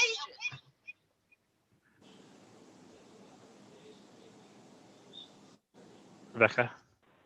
Hi, I am in favor of a letter, and even if it goes in, if it becomes a resolution, I just want to make sure that 2 points are addressed directly. One, that we were blindsided, but even more so that I did feel the presentation was in bad faith. And I think those two are extremely important to just make sure no matter what happens, I want to ensure that both of those facts are clearly stated in whichever direction we take. Because it was in very bad faith. Thanks. Elaine, you have your hand up next. I'd like to move the agenda. Can I just say something? I'm sorry, I'll be very quick. We've got think two we other should, items on to go. I know. I think we should include in the letter how many people are in favor of the letter. And it seems to me that it's a unanimous support of a letter tonight, not a unanimous support of a resolution, but of a strongly worded letter opposing the way the Blood Center has acted, has responded to us during the course of this, and asking for more information so that we have a chance to evaluate, which is our job, so that it looks as though they didn't do their job, but that we are working very hard to do ours in a reasonable, in a transparent, and in a fair manner, but they are not giving us the tools to do it. So that, and if we have everyone here who supports that, then I think it has, again, a lot more strength in having a resolution where people who might otherwise be opposed to it or who are very uncomfortable abstaining are abstaining. So having said that, I'm done. Again, thank you. I would include a report of the position of the community, because I think yes, that is whoever is the recipient of this letter. I think that strengthens the. There are two arguments. One, we need more information, but the other is that the community is extraordinarily concerned and opposed. I will, Elizabeth. I'll include all of that. Okay. Michelle? I had made a motion. Let me well, there's a resolution on the floor, Elaine. Let me just make this comment, okay? I'm not in favor of the letter. I don't think it's strong enough. I want to just make this last comment and then I'm done. You know, you all do what you want.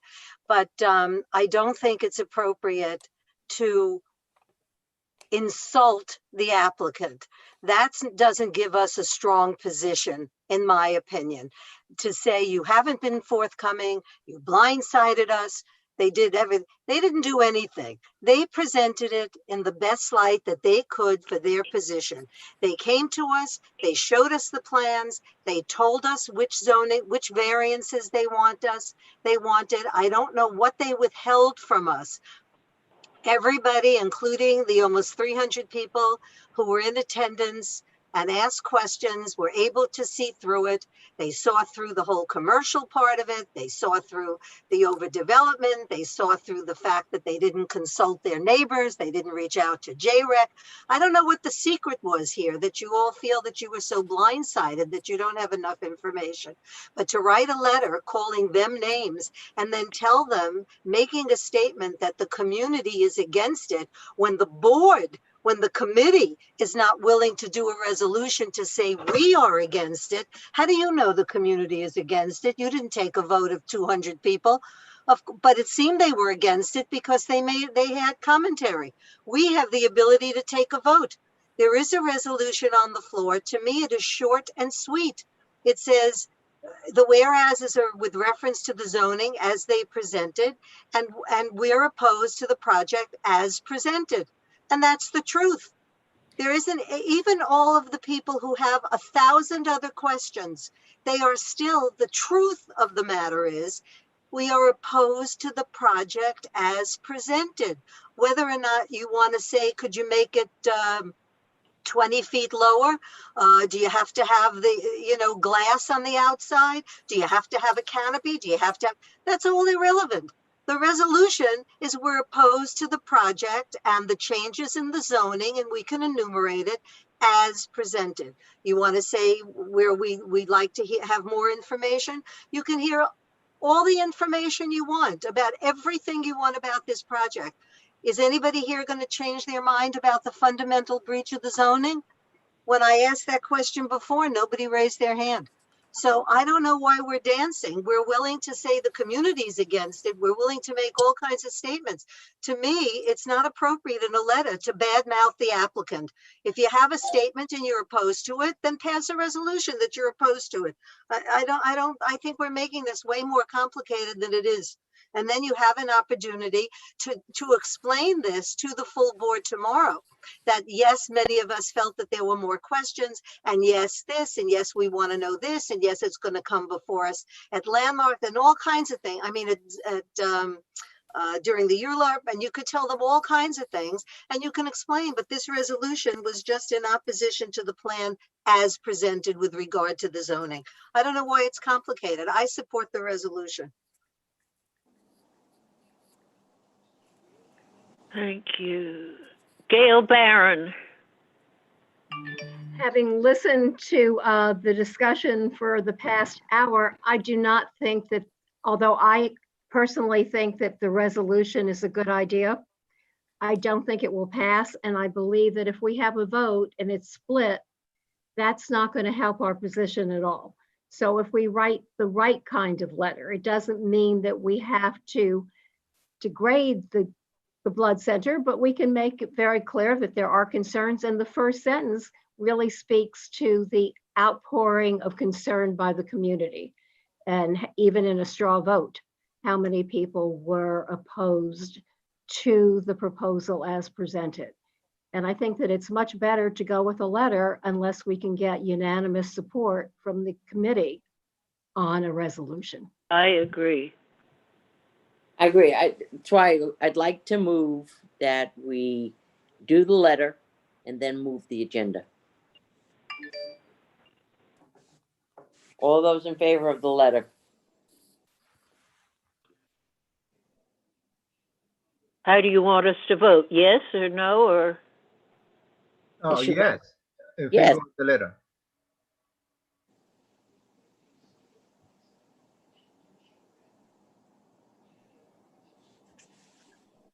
Okay.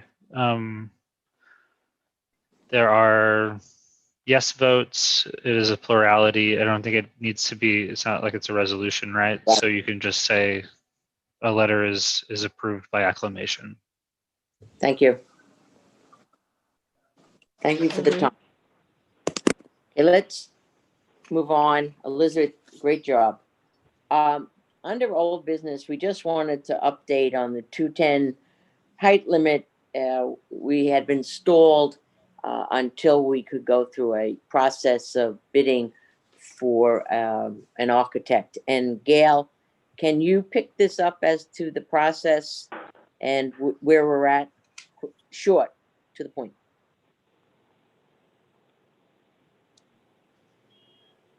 You can't hear. There. Can you hear me? Yeah. No. Now. Yes. Okay, the beginning of October, Community Board 8 issued a request for proposal for an architect to continue work on our going into phase 2 from phase 1 on special districts with the 210 height limit, affordable housing, along with preserving the tenements and supporting small business. The proposal was put together by Elaine, Elizabeth, Alita, Will, and myself. And I want to particularly thank Adele in the Borough President's office, who gave us a lot of help. It was sent out to over 35 individuals and firms.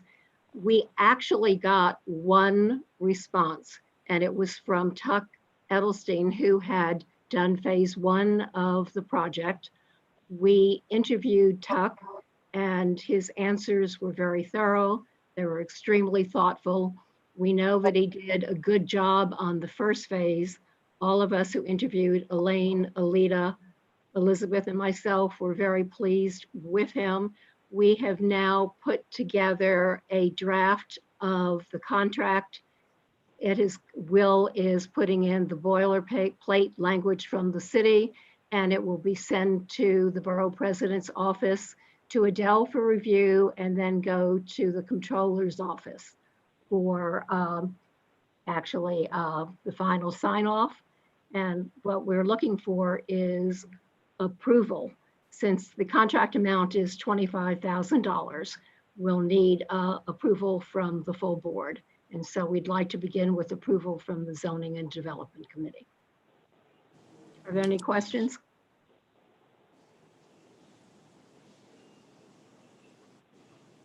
Marco has his hand up. Yes, Marco. I would like to propose a motion to approve. Is somebody second? Valerie is seconding it with a wave. I assume that's what that is, Valerie. Yes. It is seconded. Can we take a vote, Will? Can you call the question? And Call the question. Right. all right. And that was one of you calling it, one of you seconding it? Yes. So perfect. So just raise your hand if you're voting no, abstaining, or not voting for cause on this, and then I'll read out the names of the board members in attendance. Elizabeth Rose, I'm gonna unmute you in a second, but I just want to give everybody else a chance. Again, raise your hand if you're voting no, not voting for cause, or abstaining. Elizabeth Rose, how would you like to vote?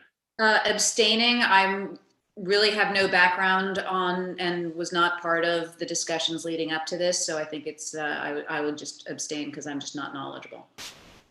Thank you. Is there anyone else? Rebecca Lemort. Abstain. Thank you.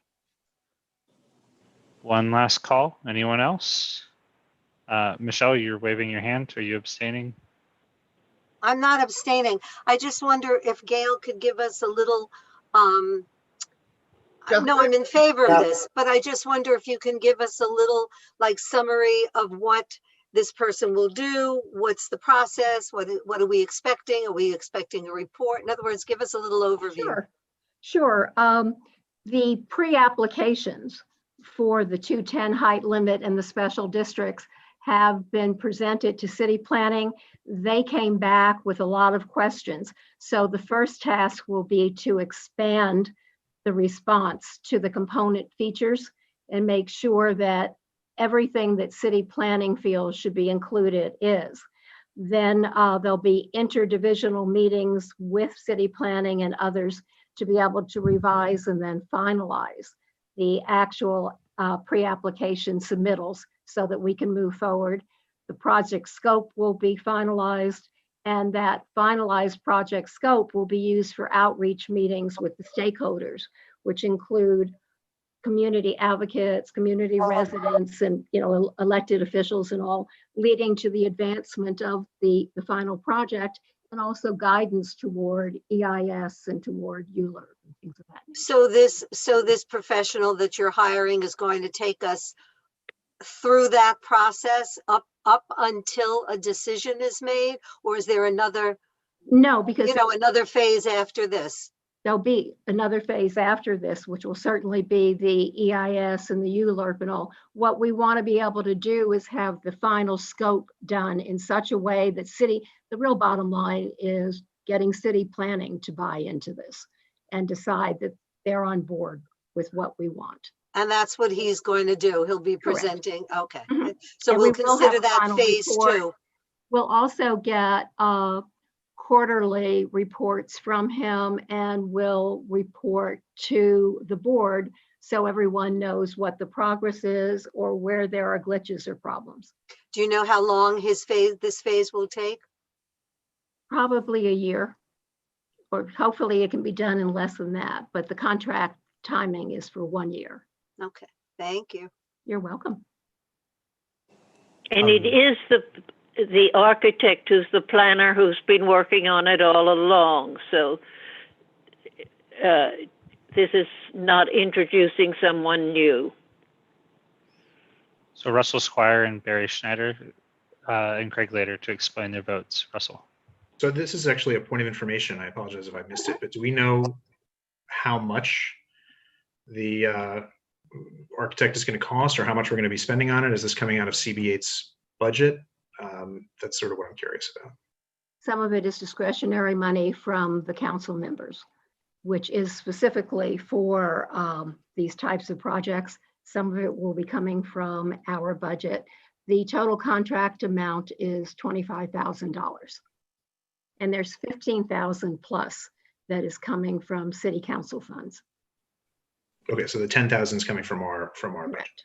Okay, thanks. Are you explaining your vote or? No, that was a question. Okay, I just wanted to make sure. I didn't want to. Yeah, sure. Barry Schneider, Craig Lader. Barry, those for you. Yep, abstain, thank you. Abstain, okay. And then Craig Lader. Yeah, I just had a question. Is he an architect or a planner? He's an architect, a licensed architect. All right, I'd like to abstain then, please. Who does planning. No, I understand that, but if I would prefer to have someone who is a certified planner who, rather than an architect, address these major planning considerations, so I'm going to abstain.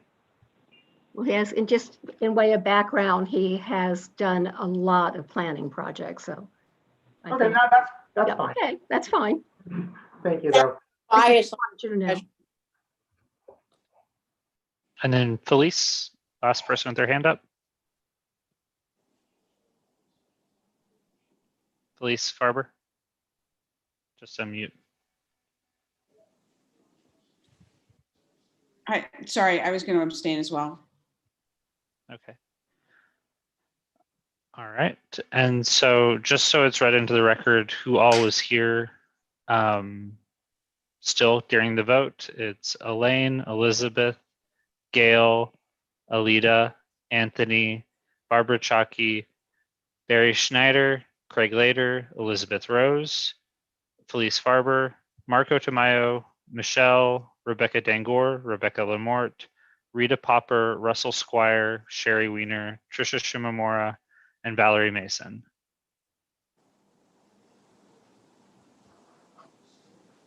Okay, thank you. Of course. Thank you. Moving the agenda, the final thing is under new business. We wanted to alert you that we have been asked, and the Borough President's Office has asked for comment, that Community Board 1 is now dealing with an issue on Governor's Island where they want to take 33 acres and make it an environmental structure and dormitories. We have no other information. We've requested the Board 1's resolution on this and further information, but this is a really major concern for them, and it probably is for our whole city.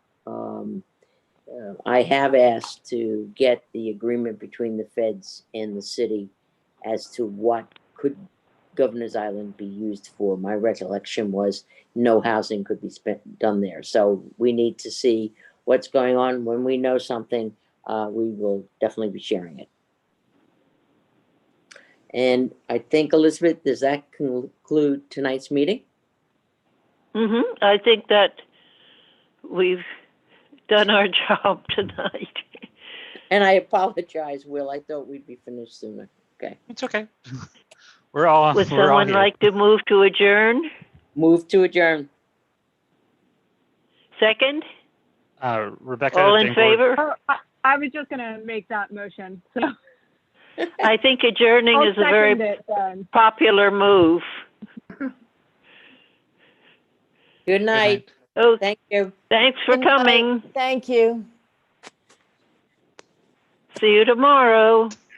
Yeah.